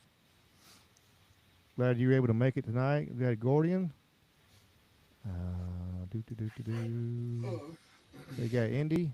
Appreciate you being here too and dropping links. And Mr. James, the paranormal expert of the world, soon to be known universe. He was in the chat. Like I said, the chat has been really, really good on both sides on Rumble. I know some of y'all are bouncing back and forth, so y'all saw. It was really, really good. I see Wally's World, Brother Wally. Wally, you need to go over there and check out that world's largest. I mean, the largest flea market in Kentucky. I found that over there by Bowling Green. That's pretty cool. Got a lot of stuff that I don't need. I actually bought some more masks there. If y'all haven't noticed, my collection has grown while I was there. I think I'm up to 21 now, plus a boomerang. So, but it was a deal I couldn't pass up. Mr. Duffy, I appreciate you dropping great stuff in the chat, as always.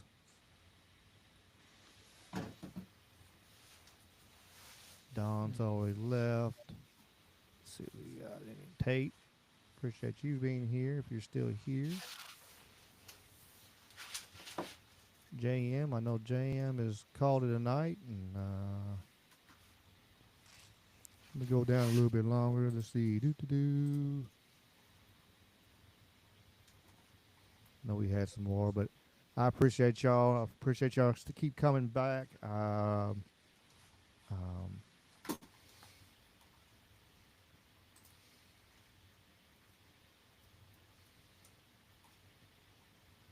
Near death. I've come close to several times. I'm scroll way up on there, and y'all talk about near-death experiences and stuff. I had some near-death.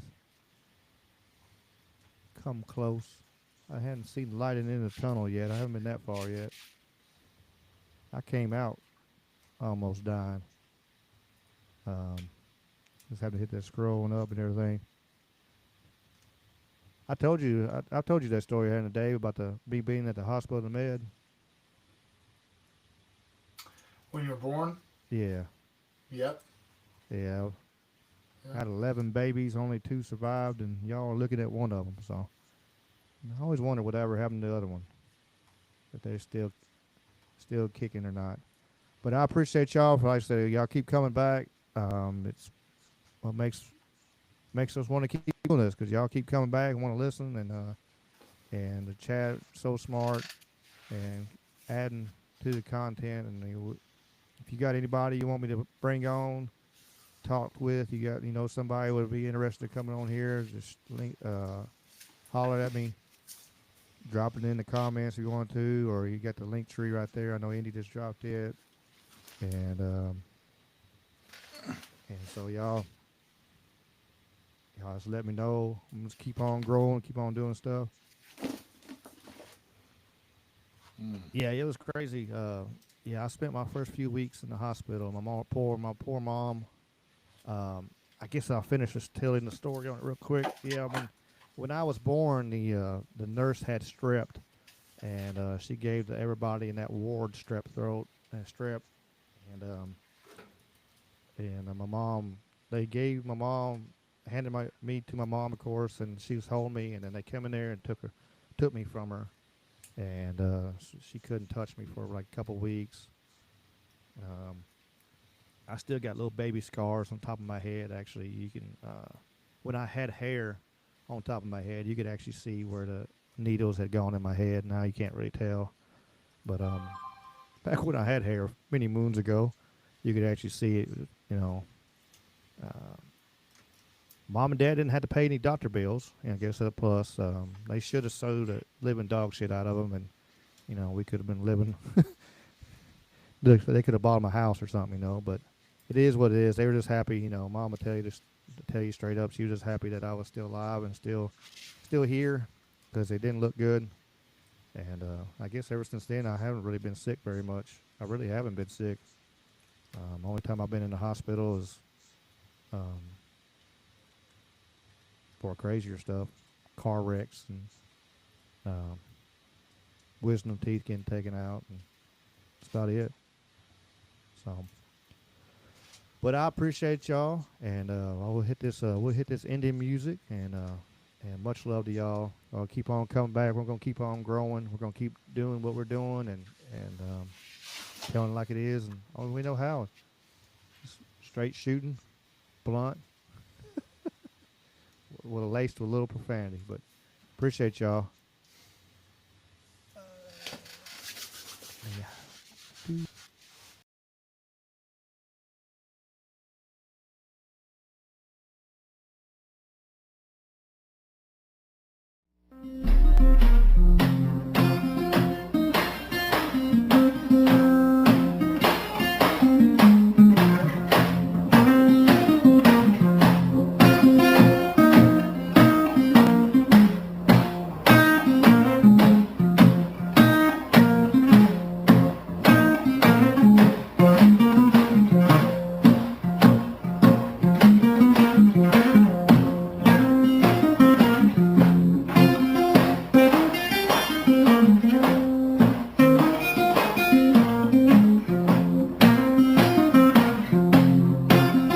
Don't want no shackles. Don't want no shackles on me. Don't want no shackles. Don't want no shackles on me. I sat down with Big Brother. Don't like those RFIDs. Got the blues about my freedom. Got the blues about tyranny. I got the blues about my freedom. Got the blues about tyranny. I sat down with Big Brother and the national ID. Don't want a chip in my wallet, chip in my car. And if I want to travel, it's nobody's business how far. Don't want no shackles. Don't want no shackles on me. I said shame on Big Brother, always tracking and tracing me. Don't want a chip in my mother, chip in my wife, a chip in my babies. Stay out of our life. Don't want no shackles. Don't want no shackles on me. I sat down with Big Brother. No more slavery. Play it for me, baby.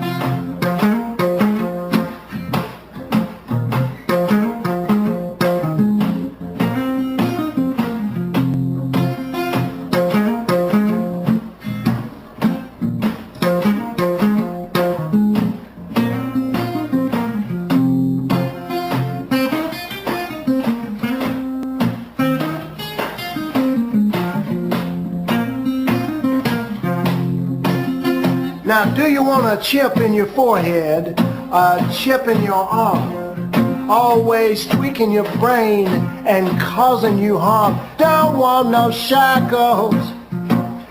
Don't want no shackles on me. I sat down with Big Brother in the good old USA. I sat down with Big Brother,